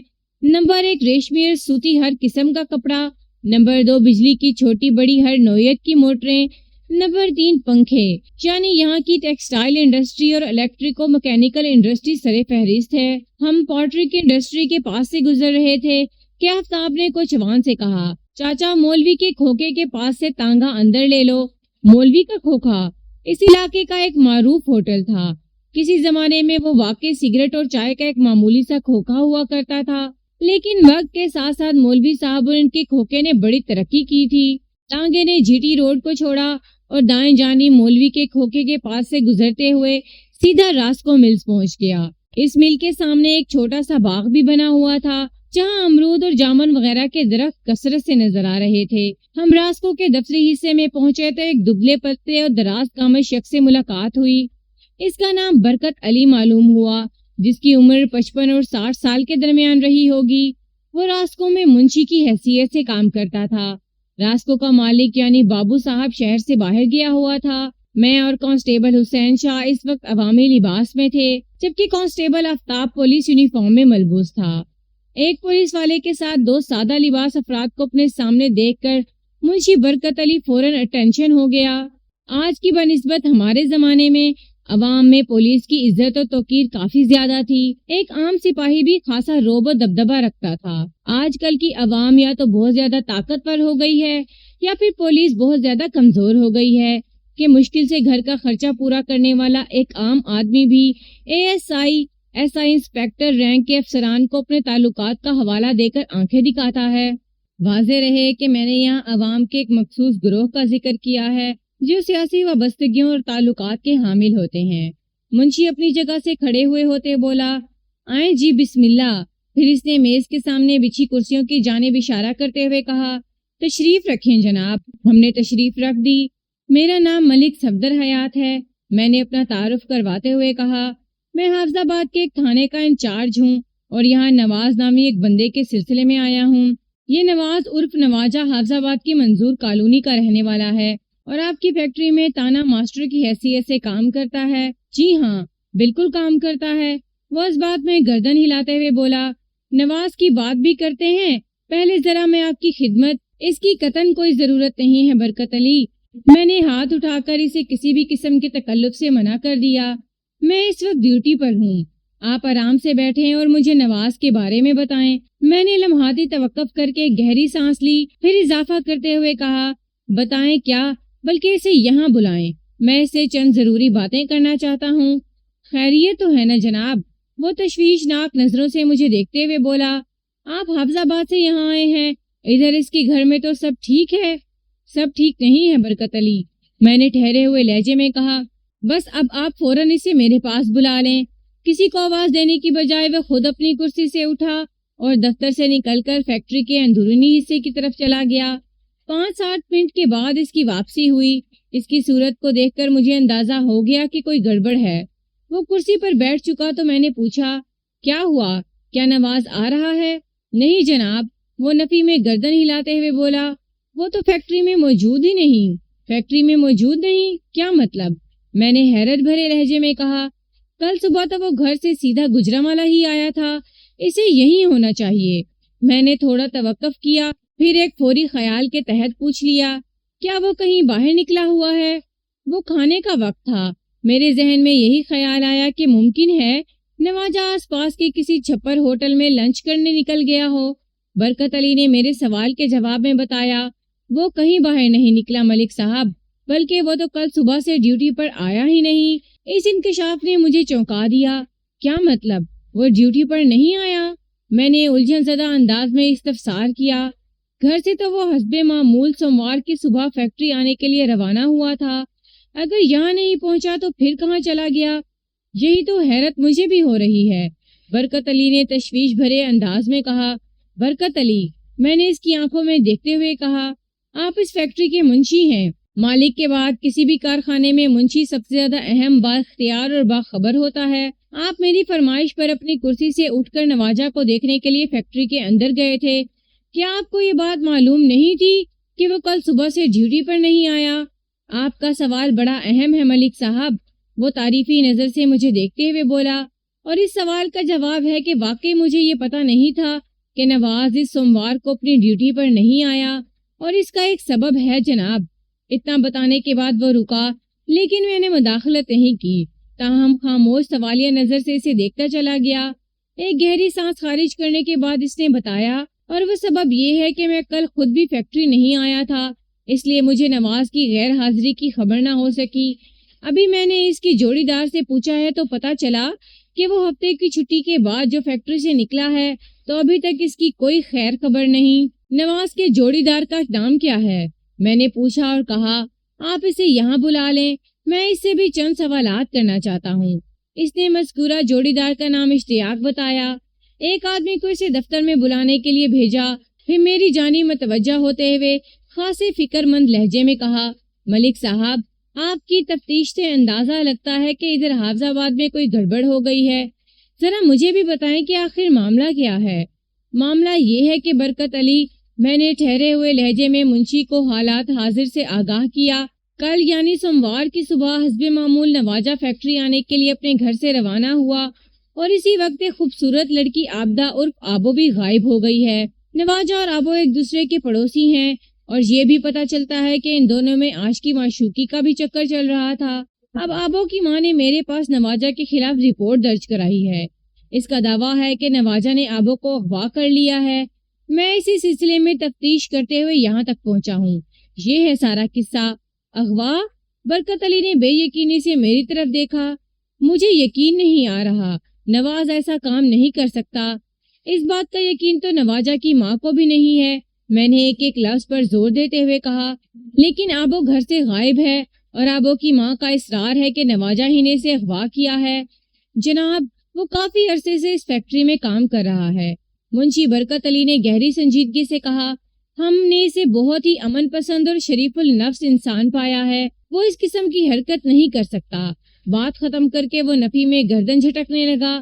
میں نے کہا، نواجہ کے کردار کے بارے میں اس کے محلے والوں کے بھی اسی قسم کے خیالات ہیں جیسے خیالات کا اظہار آپ نے کیا ہے، لیکن اس حقیقت کو کہاں چھپائیں کہ ادھر حافظ آباد میں آبو غائب ہے اور ادھر گجرانوالہ میں نواجہ نہیں مل رہا۔ اس نوعیت کی صورتحال میں انسانی ذہن یہ سوچنے پر مجبور ہو جاتا ہے کہ کیا نواجہ آبو کو اغوا کر کے کہیں اور تو نہیں نکل گیا۔ منشی برکت علی گہری سوچ میں ڈوب گیا۔ اسی اثناء میں نواجہ کا جوڑی دار اشتیاق بھی وہاں پہنچ گیا۔ جوڑی دار کا مطلب یہ ہے کہ اشتیاق نواجہ کے ساتھ تانا مشین پر ڈیوٹی دیتا تھا۔ اشتیاق کی عمر 20 کے آس پاس تھی۔ وہ پستہ قامت اور سانولے رنگ کا مالک تھا۔ اس کی آنکھوں میں بڑی شاطرانہ چمک پائی جاتی تھی۔ میں نے انہی چمکیلی آنکھوں میں آنکھیں ڈال کر پوچھا، اشتیاق، تمہارا جوڑی دار کہاں غائب ہے؟ پتہ نہیں جناب، وہ نفی میں سر ہلاتے ہوئے بولا۔ میں خود اس کی وجہ سے کافی پریشان ہوں۔ نواجہ کے نہ آنے سے میرا کام بڑھ گیا ہے، پتہ نہیں وہ کہاں چلا گیا ہے۔ ہفتے کے روز جب وہ چھٹی کر کے فیکٹری سے جا رہا تھا تو تمہاری اس سے بات ہوئی تھی؟ میں نے پوچھا۔ جی ہاں، بات ہوئی تھی، اشتیاق نے جواب دیا۔ وہ مجھ سے مل کر گیا تھا، بلکہ جس روز اسے حافظ آباد جانا ہوتا تھا وہ چھٹی سے 1 گھنٹہ پہلے ہی فیکٹری سے نکل جاتا تھا۔ ہفتے کے دن بھی یہی ہوا تھا۔ رخصت کے وقت کیا اس نے ایسی کوئی بات کی تھی کہ سوموار کو وہ ڈیوٹی پر نہیں آئے گا؟ میں نے دریافت کیا۔ نہیں جناب، وہ نفی میں گردن ہلاتے ہوئے بولا۔ اس نے تو ایسا کوئی ذکر نہیں کیا تھا۔ اس کے نہ آنے کی وجہ سے میں خود بہت پریشان ہوں۔ اس نے کبھی اپنے دل کی بات تم سے کی تھی؟ میں سمجھا نہیں جناب۔ وہ الجھن زدہ نظر سے مجھے دیکھنے لگا۔ میں نے وضاحت کرتے ہوئے کہا، مطلب یہ کہ نواجہ نے کبھی تمہیں اپنی محبت کے بارے میں بتایا تھا؟ اس نے نفی میں گردن ہلاتے ہوئے بے یقینی سے مجھے دیکھا اور بولا، نہیں جناب، اس نے کبھی ایسی کوئی بات نہیں کی۔ میرے خیال میں تو وہ اس لائن کا آدمی نہیں ہے۔ خود میرا بھی یہی اندازہ ہے جناب۔ منشی برکت علی نے اشتیاق کی بات کی تائید کرتے ہوئے کہا، وہ تو چپ چاپ اپنے کام سے کام رکھنے والا ایک سیدھا سادہ سا بندہ ہے۔ اس کے انداز سے ظاہر نہیں ہوتا کہ وہ عشق محبت کے معاملے میں بھی پڑ سکتا ہے۔ ویسے نواجہ کا ہانڈی وال آپ کو اس کے بارے میں زیادہ تفصیل سے بتا سکتا ہے، اشتیاق نے انکشاف انگیز لہجے میں کہا۔ ہانڈی وال؟ میں نے سوالیہ نظر سے اس کی طرف دیکھا۔ جی، میرا اشارہ حنیف کی طرف ہے۔ وہ اس بات میں سر ہلاتے ہوئے بولا، نواجہ اور حنیف کنگنی والا کے ایک گھر میں ایک ساتھ رہتے ہیں۔ اس کا کھانا پینا، اٹھنا بیٹھنا اور سونا جاگنا ایک ساتھ ہے۔ بس یہ دونوں 2 الگ الگ فیکٹریوں میں کام کرتے ہیں۔ اشتیاق بالکل صحیح کہہ رہا ہے ملک صاحب، منشی برکت علی نے ایک مرتبہ پھر تائیدی انداز میں کہا۔ نواجہ کے بارے میں حنیفوں سے کافی مفید معلومات مل سکتی ہیں۔ وہ زیبائش ملز میں نلکیاں بھرنے کا کام کرتا ہے۔ میں بندہ بھیج کر اسے ادھر ہی بلا لیتا ہوں۔ بات ختم کرنے کے بعد منشی برکت علی نے اشتیاق ہی کو زیبائش ملز کی جانب بھیج دیا۔ زیبائش بھی ایک ٹیکسٹائل مل ہی تھی جہاں ریشمی کپڑا تیار ہوتا تھا۔ یہ خوشی ملز کے برابر واقعہ تھی۔ تھوڑی دیر بعد اشتیاق واپس آ گیا اور اس نے بتایا کہ حنیفو آج فیکٹری سے غیر حاضر ہے۔ یہ غیر متوقع اور واہیات اطلاع تھی۔ اس کا واضح مطلب یہی تھا کہ اب مجھے کنگنی والا کے اس کوارٹر کی طرف جانا تھا جہاں حنیف اور نواجہ کرائے کے کسی کوارٹر میں رہائش پذیر تھے۔ میں نے اپنے خیالات کا اظہار جب منشی برکت علی کے سامنے کیا تو وہ خاصے جوشیلے انداز میں بولا، سوال ہی پیدا نہیں ہوتا ملک صاحب، کیا مطلب؟ میں نے چونک کر اس کی طرف دیکھا۔ کیا آپ مجھے حنیفوں کے گھر کی طرف جانے سے روک رہے ہیں؟ ہاں، اس نے اس بات میں گردن ہلاتے ہوئے زیر لب مسکرا کر کہا۔ فی الحال اس کی خفیف مسکراہٹ نے مجھے یہ تو سمجھا دیا کہ اس کے ذہن میں کوئی خاص زاویہ ترتیب پا چکا ہے۔ اس منصوبے کو منشی کی زبان تک لانے کے لیے میں نے کریدنے والے انداز میں پوچھ لیا۔ فی الحال میں سمجھا نہیں برکت علی۔ جناب، یہ کھانے کا وقت ہے، وہ بدستور زیر لب مسکراتے ہوئے بولا۔ آپ کھانا کھائے بغیر یہاں سے بالکل نہیں جا سکتے۔ اس تکلف کی کوئی ضرورت نہیں جناب، میں نے کھانا لینے کے لیے ایک بندے کو روانہ کر دیا ہے۔ وہ میری بات پوری ہونے سے پہلے ہی بول اٹھا۔ کب؟ بے ساختہ میرے منہ سے نکلا۔ آپ تو پچھلے آدھے گھنٹے سے مسلسل میرے ساتھ ہیں۔ میں جب اندر فیکٹری میں نواز کو دیکھنے گیا تھا تو اسی وقت دفتر کا کھانا لانے والے لڑکے سے کہہ دیا تھا کہ آج 3 افراد کا کھانا زیادہ لانا ہے۔ وہ وضاحت کرتے ہوئے بولا۔ اب تو وہ واپس بھی آنے والا ہے۔ ہم روزانہ اسی وقت کھانا کھاتے ہیں۔ آج آپ ہمارا ساتھ دیں گے تو اس سے میری عزت افزائی ہوگی۔ منشی برکت کے خلوص اور اپنائیت کو دیکھتے ہوئے میں نے ہتھیار ڈال دیے۔ وہ کھانے کا وقت بھی تھا اور مجھے بھوک بھی لگ رہی تھی۔ ایسے میں منشی کی نیک خواہش کے سامنے مزاحمت جاری رکھنا کفران نعمت ہوتا۔ میرا یہ ذاتی تجربہ ہے اور اپنے بزرگوں سے بھی سنتا آیا ہوں کہ جب آپ کی ضرورت کے وقت کوئی خلوص نیت سے آپ کی مدد کرنے کا ارادہ ظاہر کرے تو وہ اللہ تعالیٰ کی طرف سے آپ کے لیے رحمت کا نزول ہوتا ہے۔ ایسے موقع پر انکار اللہ تعالیٰ کی اس رحمت کی ناراضی کا باعث بن جاتا ہے۔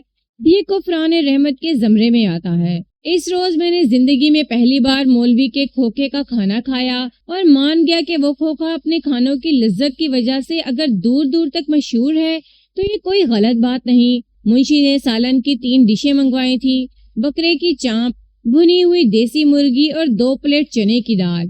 اس کے ساتھ ہی ایک پلیٹ میں موٹی ملائی والا ٹھنڈا ٹھار دہی بھی تھا اور سلاد کے طور پر ایک بڑی تشتری کٹی ہوئی مولی، گاجر اور ٹماٹر و پیاز سے بھری ہوئی تھی۔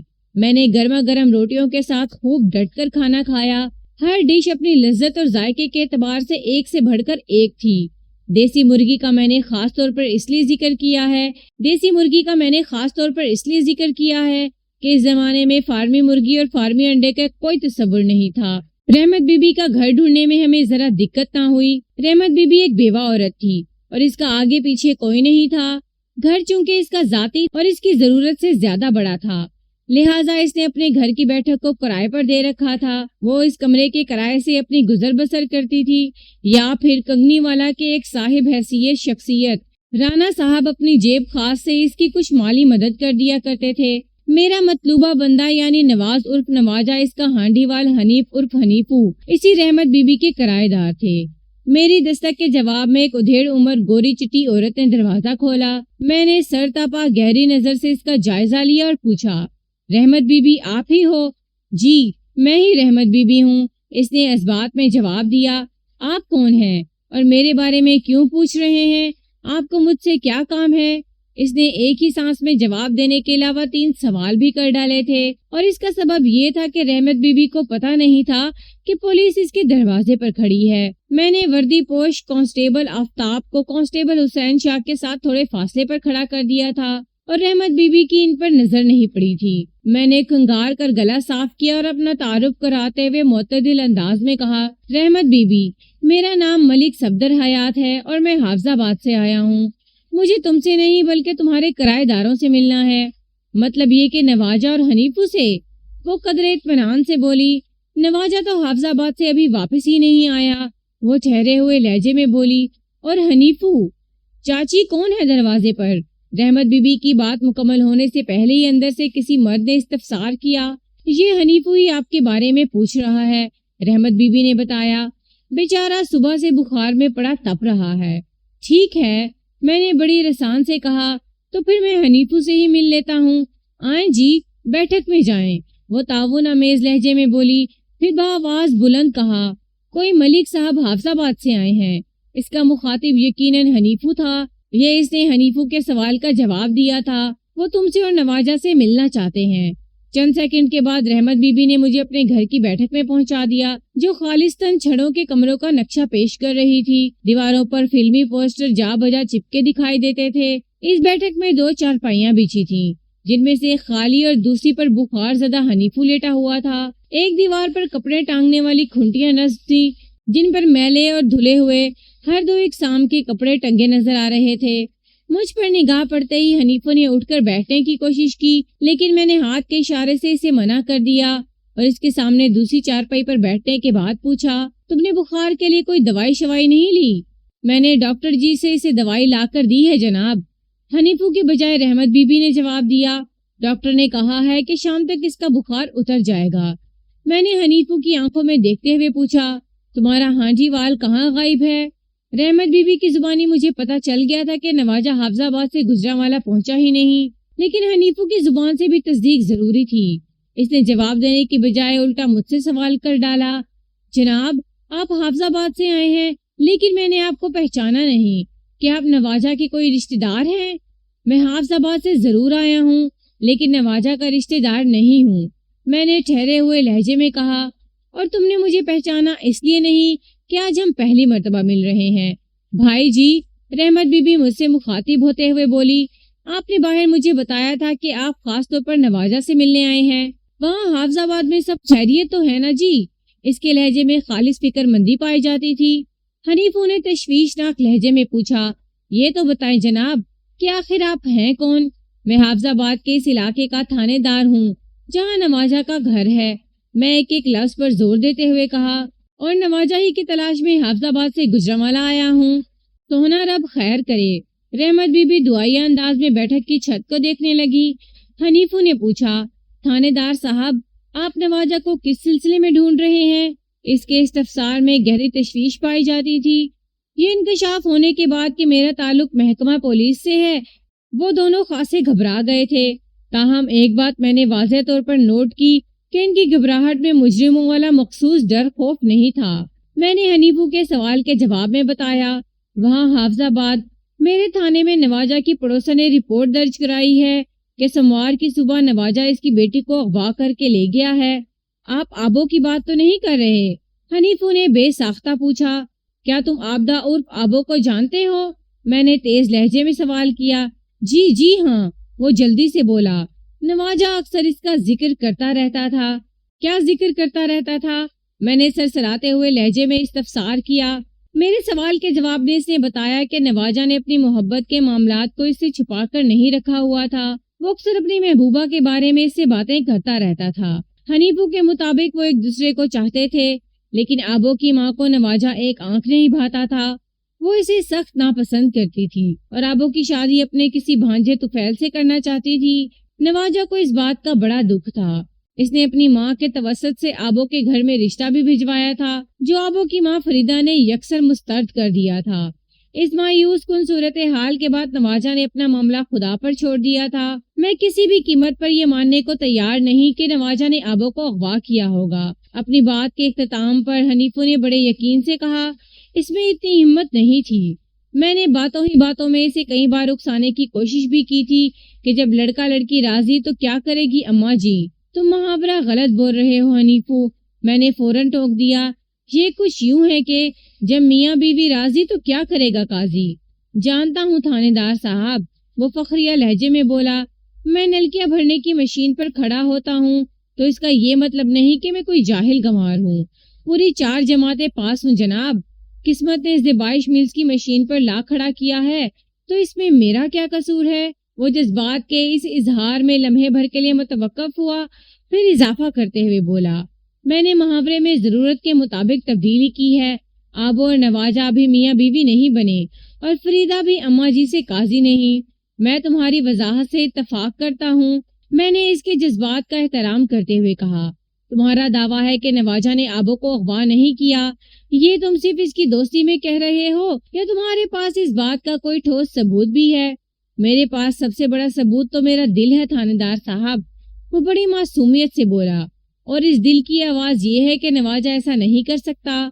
میں نے بخار میں تپتے ہوئے ایک شخص سے زیادہ جرح مناسب نہ سمجھی اور ٹھہرے ہوئے انداز میں کہا، وہاں کل صبح سے آبو غائب ہے اور یہاں نواجہ کہیں نظر نہیں آ رہا، تم اس سلسلے میں کیا کہتے ہو حنیفہ؟ جناب میں کیا کہوں، وہ بے چارگی سے بولا، میری تو کچھ سمجھ میں نہیں آ رہا۔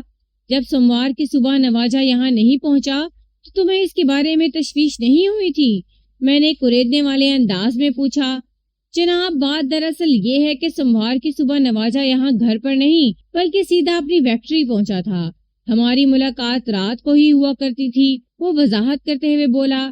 کل رات کو جب وہ فیکٹری سے گھر نہ آیا تو مجھے اس کی فکر ہوئی تھی، لیکن پھر یہ سوچ کر سو گیا کہ آج صبح راس کو جا کر اس کے بارے میں پوچھوں گا، مگر آج صبح جب میں سو کر اٹھا تو تیز بخار نے میری مت مار رکھی تھی۔ میں نہ تو راس کو مل جا سکا اور نہ ہی اپنے کام پر۔ اس کا مطلب ہے تمہیں کچھ اندازہ نہیں کہ نواجہ کہاں غائب ہے؟ بالکل نہیں تھانے دار صاحب، وہ افسوسناک انداز میں گردن ہلاتے ہوئے بولا۔ ایک فوری خیال کے تحت میں نے اس سے پوچھا، حنیفو تمہارا تعلق بھی تو وزیر آباد سے ہے نا؟ جی ہاں، اس نے اس بات میں جواب دیا اور سوالیہ نظر سے مجھے دیکھنے لگا۔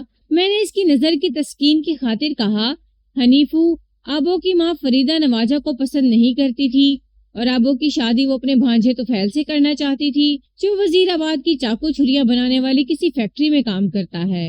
کیا تم طفیل یا اس کے گھر والوں کے بارے میں کچھ جانتے ہو؟ نہیں جناب، وہ نفی میں گردن ہلاتے ہوئے بولا۔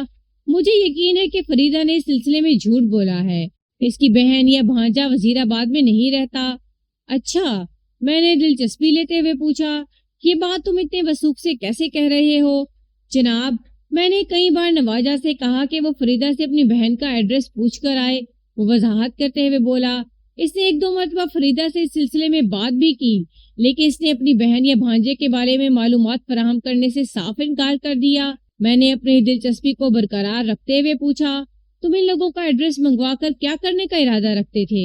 ایک تو میں وزیر آباد جا کر یہ تصدیق کرنا چاہتا تھا کہ فریدہ اپنے رشتہ داروں کے حوالے سے سچ بول رہی ہے یا جھوٹ۔ یہ کام بہت آسانی سے کر سکتا تھا، وہ وضاحت کرتے ہوئے بولا۔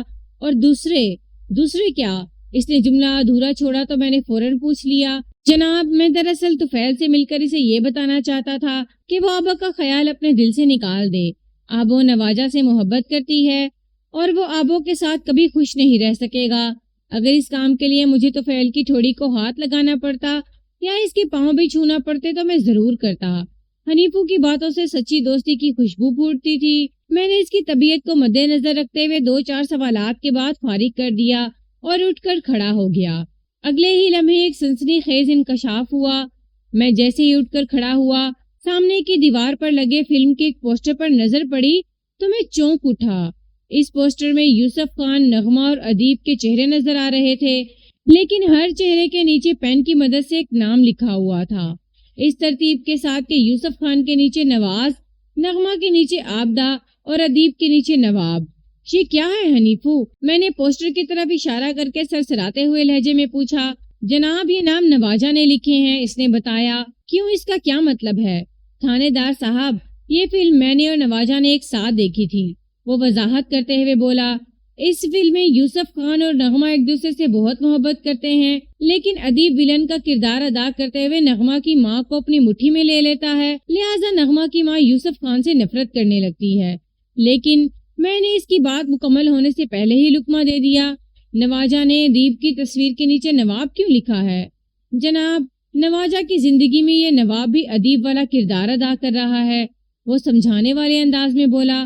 آبو نے نواجہ کو بتایا تھا کہ فریدہ پوری طرح نواب کی مٹھی میں ہے، اس لیے وہ نواجہ سے نفرت کرتی ہے۔ میرے پورے وجود میں جیسے ایک کرنٹ سا دوڑ گیا۔ میں نے اضطراری لہجے میں دریافت کیا، کہیں یہ وہی نواب تو نہیں جس کی حافظ آباد کی سبزی منڈی میں فروٹ اور سبزی کی آڑت کی دکان ہے؟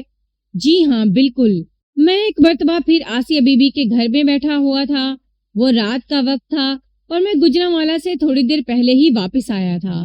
کانسٹیبل حسین شاہ کو تھانے میں چھوڑ کر میں چپکے سے آسیہ کے گھر آ گیا تھا۔ فریدہ کو قطعاً اس بات کی خبر نہیں تھی کہ میں اس وقت اس کے پڑوس میں موجود ہوں۔ حنیفو کے انکشاف نے میرے رگ و پے میں ایک سنسنی سی دوڑا دی تھی۔ میں نے نہایت ہی مختصر الفاظ میں سے تازہ ترین صورتحال سے آگاہ کیا اور پوچھا، یہ سب کیا ہے آسیہ بی بی؟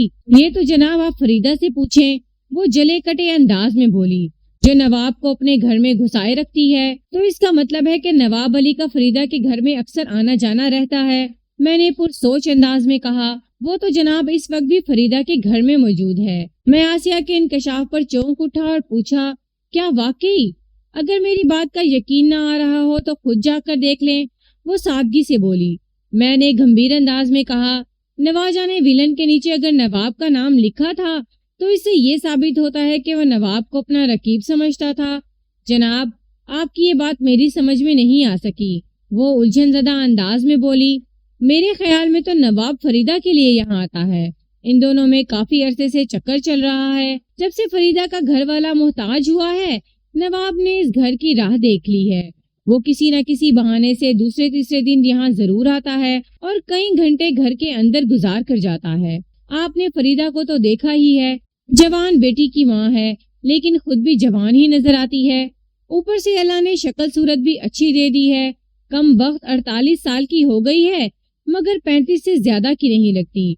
वो लम्हे भर के लिए मतवक्कफ हुई, फिर एक थकी हुई सांस खारिज करते हुए बोली, जिन औरतों के खसम नाकारा हो जाएं और नक्सक से भी अच्छी हों तो इन पर जमाने भर के मर्दों की नजरें लग जाती हैं। नवाब के पास तो बड़ा मजबूत बहाना भी है कि 3 साल पहले तक फरीदा का शोहर इसकी दुकान पर मुलाजिम था।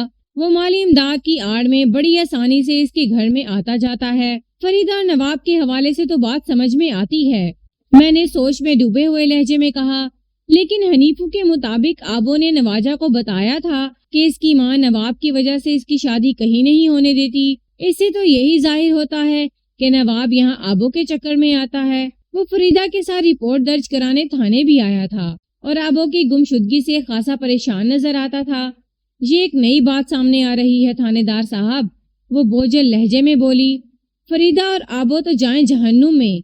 आप किसी तरह फौरन मेरे बेटे को तलाश करें। पता नहीं वो झल्ला कहाँ चला गया है। ये झल्ला जहाँ भी गया है, मैं बहुत जल्द इसे ढूंढ निकालूंगा। मैंने बड़े मजबूत अल्फाज में इसे तसल्ली दी और कहा, आबो और नवाजा जिस पुरस्रार अंदाज में अचानक गायब हुए हैं, इससे तो यही अंदाजा होता है कि तुम्हारे बेटे ने शायद हिम्मत कर ही ली है। आपका मतलब है नवाजा ने आबो को अगवा किया है? वो बेयकीनी से मुझे देखने लगी। मैंने 2 टोक अल्फाज में कहा, नवाजा ने आबो को अगवा किया है या वो अपनी मर्जी से इसके साथ गई है, लेकिन इस हवाले से सोचा जा सकता है कि वो दोनों कहीं एक साथ गायब हो गए हैं। बहरहाल मैंने थोड़ा तवक्कुफ किया, फिर एक सांस खारिज करने के बाद अपनी बात मुकम्मल करते हुए कहा, मैं कल सुबह ही 2-3 तहकीकाती टीमें तरतीब देकर आसपास के इलाकों में दौड़ाता हूँ। इंशाल्लाह 1-2 दिन में नवाजा का सुराग मिल जाएगा। क्या तुम्हारे पास नवाजा की कोई तस्वीर रखी हुई है? जी हाँ, इसका एक फोटो है मेरे पास। वो जल्दी से बोली, आपको दिखाऊं जी? जरूर, फौरन, मैंने ठहरे हुए लहजे में कहा। थोड़ी ही देर में वो घर के अंदरूनी हिस्से से मज़कूरा फोटो निकाल लाई और ये देखकर मुझे हैरत का झटका लगा कि इस फोटो में नवाजा के साथ एक लड़की भी मौजूद थी। वो दोनों का पोर्ट्रेट था। मैंने आसिया से पूछा, ये लड़की कौन है? आबो, इसने इंकशाफ अंगेज लहजे में बताया। इसका मतलब है नवाजा अपने किसी भी मामले को तुमसे छुपाता नहीं था। मैंने सरसराते हुए लहजे में कहा, और इस फोटो से ये भी साबित होता है कि वो दोनों एक दूसरे को चाहते हैं।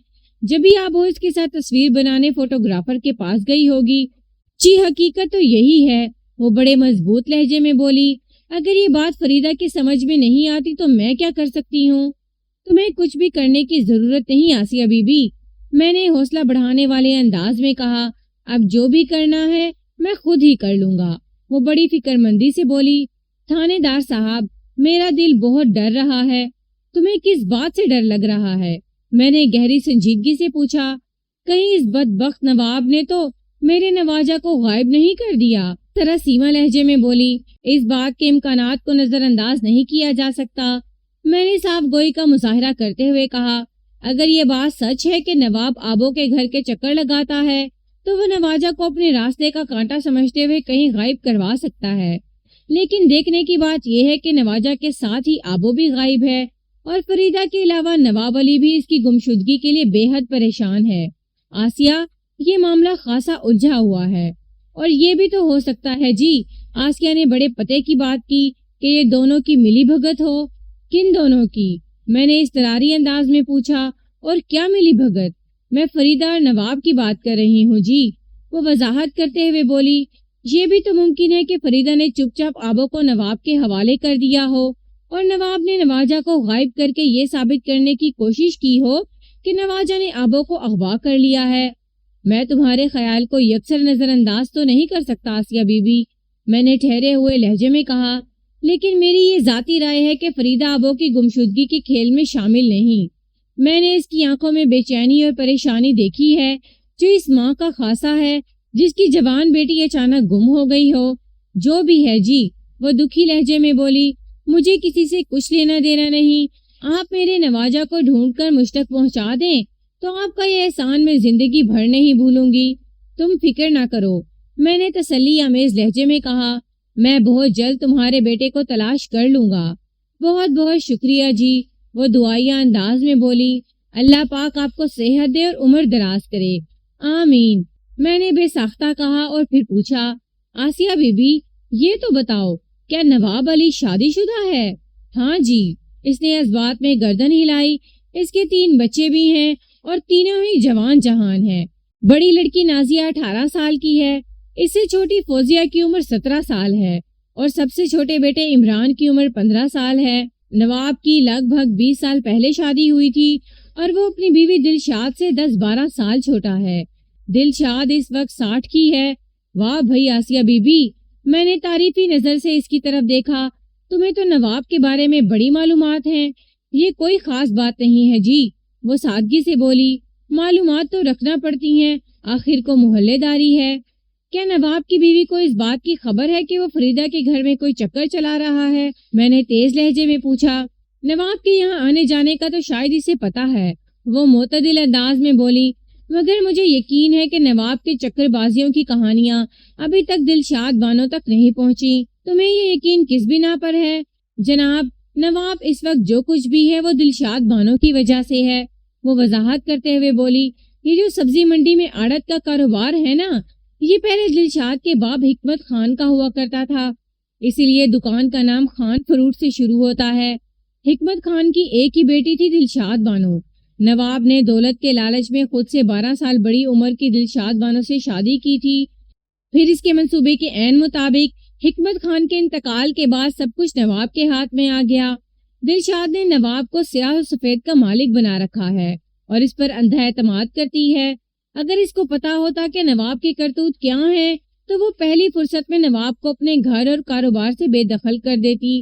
میرے یقین کی یہی وجہ ہے تھانے دار صاحب۔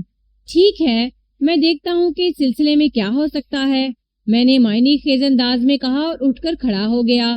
آسیہ بی بی، اب میں چلوں گا، تم کسی سے اس ملاقات کا ذکر نہیں کرنا۔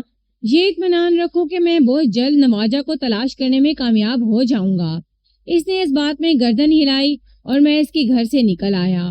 اصولی اور منطقی طور پر مجھے فریدہ کے گھر میں جھانک کر یہ دیکھنا چاہیے تھا کہ نواب اس وقت وہاں کیا کر رہا تھا، لیکن میں نے دانستہ ادھر کا رخ نہیں کیا۔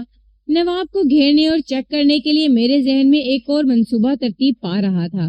آسیہ بی بی نے جو مجھے فوٹو فراہم کیا تھا، اس کے پیچھے حافظ آباد کے مین بازار کے ایک فوٹوگرافر کی مہر لگی ہوئی تھی۔ میں نے اگلے روز مذکورہ فوٹوگرافر سے اس فوٹو کی 3 کاپیاں مزید تیار کروا لیں اور 2 افراد پر مشتمل متلاشی ٹیمیں تشکیل دے کر انہیں آبو اور نواجہ کو ڈھونڈنے کے لیے حافظ آباد اور گجرانوالہ کے مختلف علاقوں کی جانب روانہ کر دیا۔ وہ لوگ بس سٹینڈ، ٹانگا سٹینڈ اور مختلف کھانے پینے کے مقامات پر جا کر آبو اور نواجہ کے بارے میں استفسار کرتے۔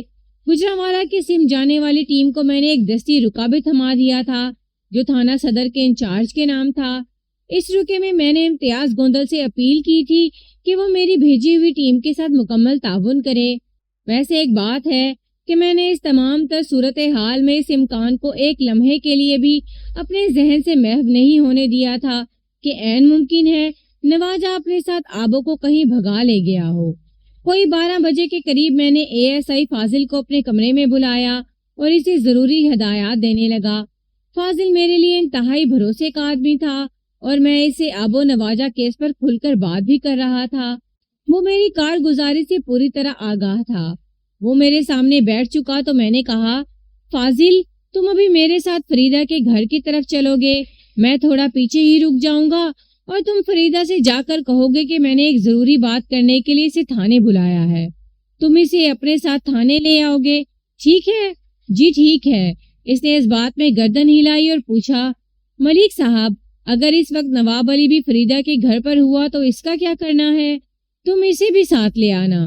میں نے گہری سنجیدگی سے کہا، جب تم انہیں یہ بتاؤ گے کہ میں نے آبو کا ایک سراغ پا لیا ہے وہ دونوں پہلی فرصت میں تمہارے ساتھ یہاں دوڑے چلے آئیں گے۔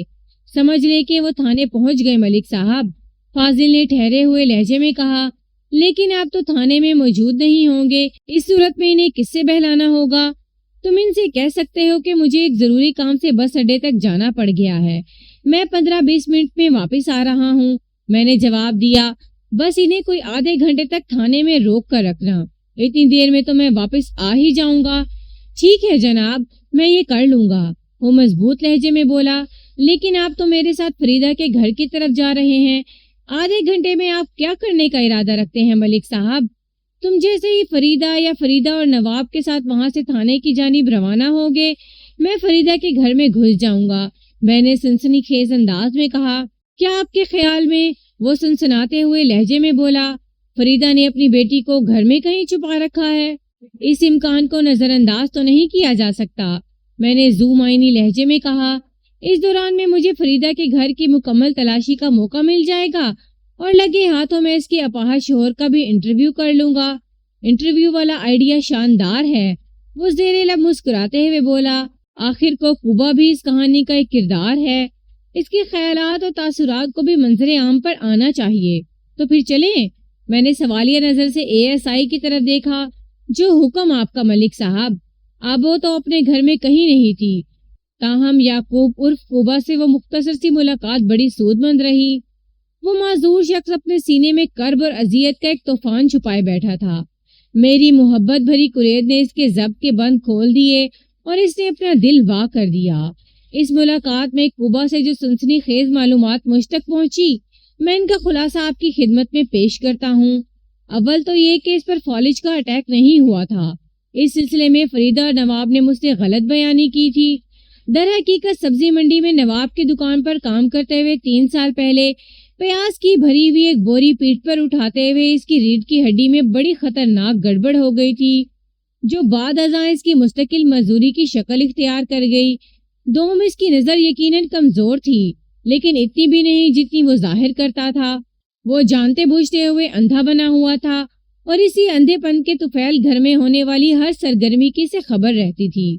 اس بات میں بھی کسی شک و شبے کی گنجائش نہیں تھی کہ وہ فریدہ اور نواب کے معاملات سے بخوبی آگاہ تھا۔ اس نے اپنی معذوری اور مجبوری کے ہاتھوں یہ زہریلا گھونٹ پینے کا تو فیصلہ کر لیا تھا، لیکن اندر ہی اندر وہ روز مرتا روز جیتا تھا۔ اس کی غیرت تو بڑا جوش مارتی تھی، لیکن عملی طور پر وہ کچھ بھی کرنے کے قابل نہیں تھا، لہٰذا اس کا بے بسی کا اندازہ لگایا جا سکتا تھا۔ یہ معاملہ تو جیسے تیسے چل رہا تھا، لیکن جب نواب نے فریدہ کے آگے بڑھ کر اس کی بیٹی پر بری نگاہ ڈالنا شروع کی تو اس کا دماغ جھنجھنا اٹھا۔ اپنی داستان کے اس حصے میں پہنچ کر اس کی آنکھوں سے آنسوؤں کا سیلاب جاری ہو گیا۔ میں نے اس کے کندھوں کو تھپتھپاتے ہوئے کہا، کوبا، کیا تمہیں یقین ہے کہ نواب آبو کو میلی نظر سے دیکھ رہا ہے؟ میں اندھا نہیں ہوں جناب، وہ زخمی لہجے میں بولا۔ اس گھر میں جو ہو رہا ہے اور جو آگے ہونے والا ہے سب میری آنکھوں کے سامنے ہے، لیکن میں اپنے حالات کے ہاتھوں اس قدر بے بس اور لاچار ہو کر رہ گیا ہوں کہ کسی شے پر میرا اختیار نہیں رہا۔ مجھے تو یہاں تک بھی شک ہے کہ وہ سانس ہموار کرنے کے لیے متوقف ہوا، پھر پروثوق انداز میں اضافہ کرتے ہوئے بولا کہ آبو کی پراسرار گمشدگی میں بھی اسی بدذات نواب ہی کا ہاتھ ہے۔ اس کا سسر حکمت خان بہت نیک اور خدا ترس انسان تھا، یہ اس کی ضد ثابت ہو رہا ہے۔ موجودہ صورتحال میں وہ ایسا سوچنے پر حق بجانب تھا۔ میں نے اس کی بات کے اختتام پر ٹھہرے ہوئے لہجے میں پوچھا، کوبا جی، تمہارا کیا خیال ہے؟ اس حالات کے ذمہ دار شخص کو کوئی تو سزا ملنی ہی چاہیے نا؟ اس نے چونک کر میری طرف دیکھا اور بولا، آپ کا اشارہ نواب کی طرف ہے نا؟ بالکل، میں اسی مجرم شخص کی بات کر رہا ہوں۔ یہ بھی کوئی پوچھنے کی بات ہے جناب، وہ جوش بھرے انداز میں بولا۔ اگر آپ اس شیطان کے خلاف کوئی قانونی کارروائی کریں گے تو مجھے بڑی خوشی ہوگی اور آپ کا یہ احسان میں زندگی بھر یاد رکھوں گا۔ میں ضرور یہ کارروائی کروں گا، میں نے گہری سنجیدگی سے کہا، لیکن اس سلسلے میں تمہیں میرا ساتھ دینا ہوگا۔ میں ساتھ دوں گا، وہ بڑے عزم سے بولا۔ بتائیں کیا حکم ہے تھانے دار صاحب؟ میں جو کر سکتا ہوں، جس قابل رہ گیا ہوں وہ ضرور کروں گا۔ تمہیں صرف دیانتداری سے زبان چلانا ہوگی، میں نے بدستور سنجیدہ انداز میں کہا، اور مجھے یقین ہے تم ایسا کر لو گے۔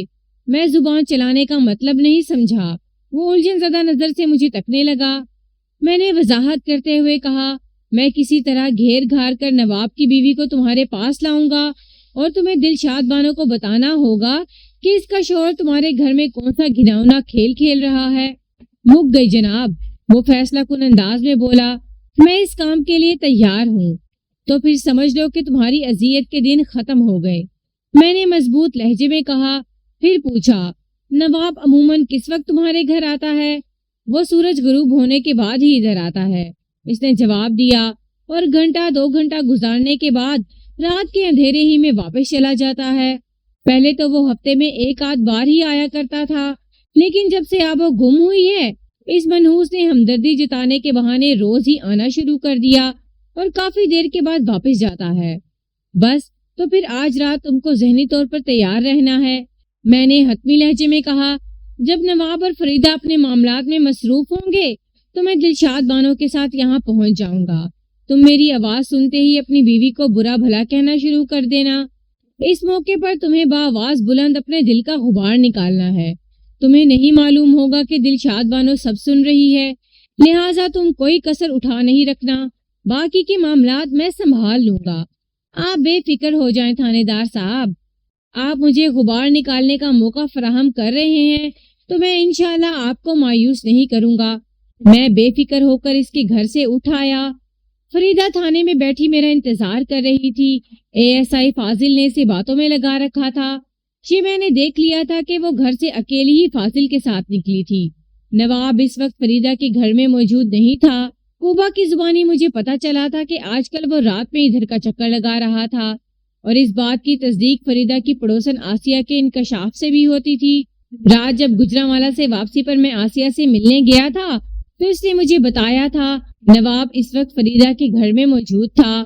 مجھ پر نظر پڑی تو وہ بے تابی سے بولی، تھانے دار جی آپ کہاں چلے گئے تھے؟ میں کتنی دیر سے یہاں بیٹھی آپ کا انتظار کر رہی ہوں۔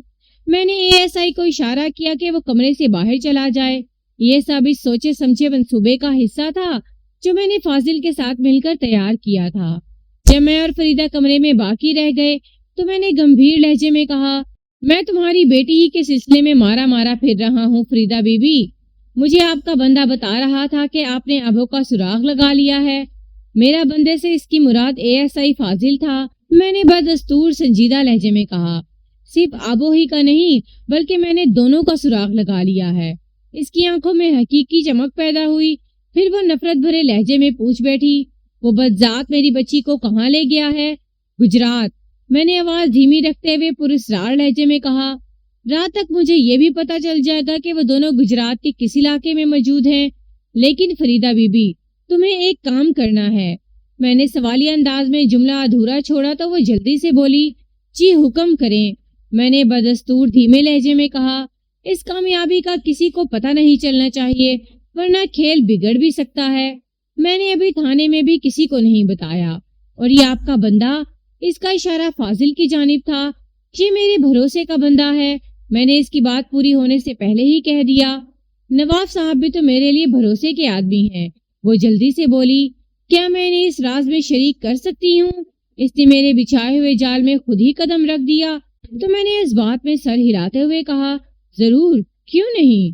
نواب صاحب تو تمہارے سچے خیر خواہ ہیں، لیکن انہیں تاکید کر دینا کہ اس بات کو بھی آگے نہ بڑھائیں۔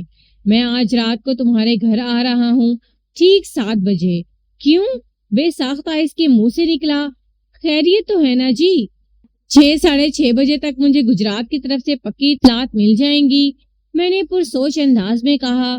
میں اس حساس معاملے پر یہاں تھانے میں تم سے بات نہیں کرنا چاہتا، اس لیے گھر پر آ رہا ہوں۔ تم نواب صاحب کو بھی اپنے گھر پر بلا لو، میں ان کی مشاورت سے گجرات کے چھاپے کا پروگرام ترتیب دینا چاہتا ہوں۔ میں نے لمحاتی توقف کر کے گہری سانس خارج کی، پھر اضافہ کرتے ہوئے بولا، کیا تم نواب صاحب کو ٹھیک 7 بجے اپنے گھر بلا سکتی ہو؟ کیوں نہیں جناب، وہ بڑے اعتماد سے بولی، یہ کون سی مشکل بات ہے؟ شام کو تو وہ ویسے ہی میرے گھر آئیں گے، جب سے آبو گم ہوئی ہے وہ روزانہ شام کو میرے گھر آتے ہیں اور کافی دیر تک میری دلجوئی کرتے رہتے ہیں۔ وہ مجھے تسلیاں دیتے ہیں کہ میں آبو کے بارے میں زیادہ پریشان نہ ہوں، وہ جلد ہی مل جائے گی۔ اس وقت نواب صاحب کہاں ہوں گے؟ اس کے خاموش ہونے پر میں نے پوچھا، وہ منڈی میں ہوں گے؟ اس نے جواب دیا، سبزی منڈی میں زیادہ تر تو کام صبح میں ہوتا ہے، لیکن نواب صاحب شام تک ادھر ہی رکتے ہیں۔ دوسرے شہروں کے آڑتیوں کا آنا جانا دوپہر کے بعد ہی ہوتا ہے۔ کاروباری لین دین اور دیگر معاملات کے لیے انہیں شام تک منڈی میں رکنا پڑتا ہے۔ بس تو پھر ٹھیک ہے، ہماری ملاقات تمہارے گھر پر 7 بجے ہوگی، میں نے فیصلہ کن انداز میں کہا۔ وہ اٹھی اور خوشی خوشی رخصت ہو گئی۔ میرے پاس وقت بہت کم رہ گیا تھا۔ شام 6 سے پہلے مجھے تمام معاملات نپٹانا تھے۔ یہ اچھی بات تھی کہ فوری طور پر نواب علی کو اپنے گھر کی طرف نہیں جانا تھا، لہٰذا میرے لیے سنہری موقع تھا کہ میں اس کے گھر پہنچ کر دلشاد بیگم پر اپنا کام مکمل کر لوں۔ میں نے فریدہ کے شوہر یعقوب عرف کوبا سے وعدہ کیا تھا کہ دلشاد بانو کو گھیر گھار کر اس کے گھر پہنچاؤں گا، اور یہ گھیرنا گھارنا اتنا آسان کام نہیں تھا۔ اس وقت دوپہر ڈھلنے کا عمل شروع ہو چکا تھا۔ میں نے ASI فاضل کو اپنے پاس بلا کر چند ضروری ہدایات دیں اور نواب علی کے گھر کی جانب روانہ ہو گیا۔ میں نے لگ بھگ 1 گھنٹے تک دلشاد بانو پر بڑی کڑی محنت کی، اور خوشی کی بات یہ ہے کہ میری محنت رائگاں نہیں گئی۔ اسے اپنی شوہر کے حوالے سے پہلے ہی سنگن تو مل گئی تھی، لیکن چونکہ اس کے ہاتھ کوئی ثبوت نہیں تھا، اس لیے وہ کسی سخت ایکشن سے باز رہی تھی۔ اس نے جب بھی نواب کے سامنے فریدہ کا ذکر کیا، ایک خاص زاویے سے یا تو وہ انجان بن گیا، جیسے اس کا کبھی فریدہ سے واسطہ ہی نہ رہا ہو۔ اس نے اپنے اور فریدہ کے تعلقات کو بڑی چالاکی سے چھپا رکھا تھا، جبکہ میں نے پلک جھپکتے میں اس کے دونوں ہاتھ ثبوتوں سے بھر دینے کی امید دلائی تھی، لہٰذا وہ فوراً میرے منصوبے پر عمل کرنے کے لیے تیار ہو گئی۔ وہ اس نادر موقع کو بھلا کیسے جانے دیتی؟ اس منصوبے کے مطابق مجھے ٹھیک 7 بجے فریدہ کے گھر پہنچنا تھا۔ 10-15 منٹ کے بعد دلشاد بانو اپنے شوہر کو ڈھونڈتے ہوئے فریدہ کے دروازے تک پہنچ جاتی۔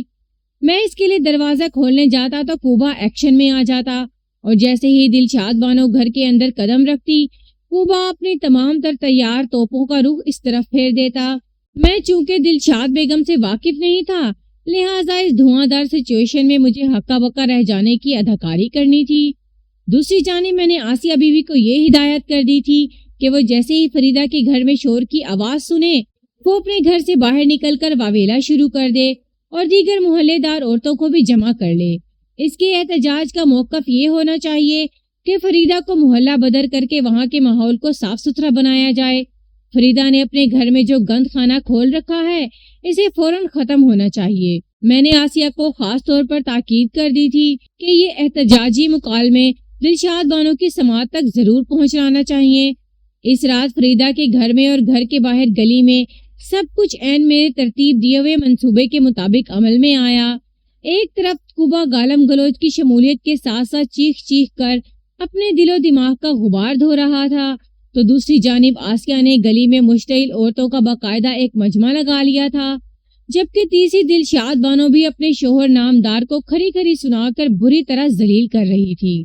اس سنسنی خیز صورتحال میں فریدہ اور نواب کو حد درجہ کوفت اٹھانا پڑی۔ میں لا تعلق سا ایک طرف کھڑا یہ تماشا حیرت بھری نظروں سے دیکھ رہا تھا، جبکہ اس ڈرامے کا رائٹر، ڈائریکٹر اور پروڈیوسر میں ہی تھا۔ تھوڑی دیر کے بعد یہ ہنگامہ قدرے سرد ہوا تو دلشاد بانو بڑے خفیف انداز میں اپنے بھیگی بلی بنے شوہر کو ساتھ لے کر موقع سے فرار ہو گئی۔ نواب علی کی وہ کیفیت تھی کہ بقول شاعر بڑے بے آبرو ہو کر تیرے کوچے سے ہم نکلے۔ اگلے روز دوپہر کے بعد ایک خوشخبری سننے کو ملی۔ جو ٹیم گمشدہ افراد کی تلاش میں گجرانوالہ گئی تھی، انہوں نے نواز عرف نواجہ کا سراغ لگا لیا تھا، لیکن افسوس کہ وہ اس دنیا میں باقی نہیں رہا تھا۔ واقعات کے مطابق میری بھیجی ہوئی ٹیم نے بس سٹینڈ کے قریب ایک ٹھیلے والے سے یہ معلوم کر لیا تھا کہ وقوع کے روز اس نے نواجہ کو 2 افراد کے ساتھ شیخو پورہ روڈ کی طرف جاتے دیکھا تھا۔ وہ ٹھیلے والا چونکہ ان دونوں افراد کو جانتا تھا، لہٰذا ٹیم کو وہاں تک رسائی کے بعد یہ انکشاف ہوا کہ مذکورہ افراد کا تعلق نئی سبزی منڈی کے ایک آڑتی چودھری اقبال سے تھا۔ چودھری اقبال کے نام نے میرے ذہن میں ایک جھماکہ کیا اور مجھے فوراً یاد آ گیا کہ یہ تو نواب علی کا ایک گہرا دوست تھا۔ جب چند روز پہلے میں گجرانوالہ آ رہا تھا تو نواب علی نے مجھے چودھری اقبال کا نام پتہ بھی دیا تھا۔ میں اس تلاش کے سلسلے میں اس سے مدد لے سکتا ہوں، لیکن میں نے اس چودھری کو ٹچ کرنے کی ضرورت ہی محسوس نہیں کی تھی۔ جب میں نے اور امتیاز گوندل تھانہ انچارج صدر نے چودھری اقبال کے ان دونوں بندوں کو تفتیش کی چکی میں ڈالا تو پسنے سے پہلے انہوں نے اپنے جرم کا اعتراف کر لیا۔ انہوں نے اپنے ولی نعمت چودھری اقبال کی ایما پر نواجہ کو قتل کر کے کھیتوں کی نم زمین میں دبا دیا تھا۔ نواجہ بخیریت گجرانوالہ تو پہنچا تھا، لیکن اسے راسکو ملز میں قدم رکھنا نصیب نہیں ہوا تھا۔ اس انکشاف کے بعد جب چودھری اقبال کو زیر تفتیش لایا گیا تو اس نے پھینٹی شینٹی کھانے کے بعد اعتراف کر لیا کہ اس کام کے لیے اسے نواب علی نے کہا تھا، اور وہ اپنے دوست کا کہنا ٹال نہ سکا۔ کڑی سے کڑی ملی تو میں نے نواب علی کو گرفتار کر کے خوفناک صورت اور خطرناک کرتوت کے مالک حوالدار صفدر علی کے حوالے کر دیا۔ صفدر علی ظالم اور سفاک ہونے کے ساتھ ساتھ ہٹا کٹا اور موٹا تازہ بھی تھا۔ صفدر علی پوری رات نواب علی پر مختلف تفتیشی تجربات کرتا رہا اور صبح تک اس کیس کا مکمل حل سامنے آ گیا۔ نواب علی نے نواجہ کو اپنی راہ کا کانٹا سمجھتے ہوئے ایک طرف تو چودھری اقبال کے توسط سے اسے ٹھکانے لگانے کا بندوبست کر دیا تھا، اور دوسری جانب بڑی صفائی سے آبو کو اغوا کر کے اپنے ایک دوست کے پاس پنڈی بھٹیا پہنچا دیا تھا۔ آبو اغوا کنندگان کو نہیں جانتی تھی، اسے صرف اتنا پتا تھا کہ وہ اغوا کر لی گئی ہے۔ پنڈی بھٹیا میں چودھری حشمت سے نواب کے بڑے گہرے مراسم تھے۔ آبو کو چودھری حشمت کی تحویل میں پہنچایا گیا تھا، اور یہ سارا گھٹ راگ نواب علی نے اس لیے پھیلایا تھا کہ وہ 3 ماہ کی کوشش کے بعد اسے اچھی طرح اندازہ ہو گیا تھا کہ فریدہ اپنی ذات کی حد تک تو اس کے ساتھ ہر زاویے سے منسلک رہنے کو تیار تھی، لیکن ایسی ہی آزادی وہ آبو کو ہرگز دینے کو تیار نہیں تھی۔ اس کی خواہش تھی کہ نواب آبو سے باقاعدہ شادی کر لے، اور یہ ہو نہیں سکتا تھا۔ چنانچہ نواب نے اپنے آدمی کے ذریعے آبو کو اغوا کر کے پنڈی بھٹیاں پہنچا دیا اور نواجہ کو ٹھکانے لگوا کر اس امر کی فضا قائم کر دی کہ آبو نواجہ کے ساتھ کہیں بھاگ گئی ہے، یا یہ کہ نواجہ نے آبو کو اغوا کر لیا ہے۔ فریدہ کے ذہن میں بھی یہ فلسفہ اسی نے ڈالا تھا۔ اس کا منصوبہ یہ تھا کہ جب اس معاملے کو چند دن گزر جاتے تو پھر وہ آبو سے مستفید ہونے کے لیے پنڈی بھٹیاں پہنچ جاتا۔ اس ہوسکاری کے بعد وہ آبو کا کیا کرتا، اس بارے میں اس نے پہلے سے نہیں سوچ رکھا تھا۔ نواب علی کی بدقسمتی کہ میں نے اس کے شیطانی منصوبے کی ایسی تیسی کر کے رکھ دی۔ اسی روز میں نے ایک چھاپا مار ٹیم کو پنڈی بھٹیاں بھیج کر آبدہ عرف آبو کو بھی بازیاب کرا لیا۔ جب آبو کو پتا چلا کہ نواجہ کو بڑی بے دردی سے موت کے گھاٹ اتار دیا گیا ہے تو وہ پھوٹ پھوٹ کر رونے لگی۔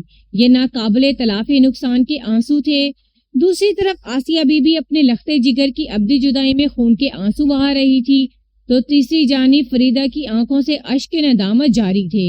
لیکن وہ کیا کہتے ہیں کہ اب پچھتائے کیا ہو جب چڑیاں چگ گئی کھیت۔ نواب علی جیسے فتنہ گر کردار ہر دور میں ہمارے آس پاس موجود ہوتے ہیں۔ ایسے لوگوں پر گہری نظر رکھنے کی ضرورت ہوتی ہے تاکہ وہ اپنے کالے کرتوتوں سے آپ کے پڑوس میں کوئی فتنہ جگانے میں کامیاب نہ ہو سکیں۔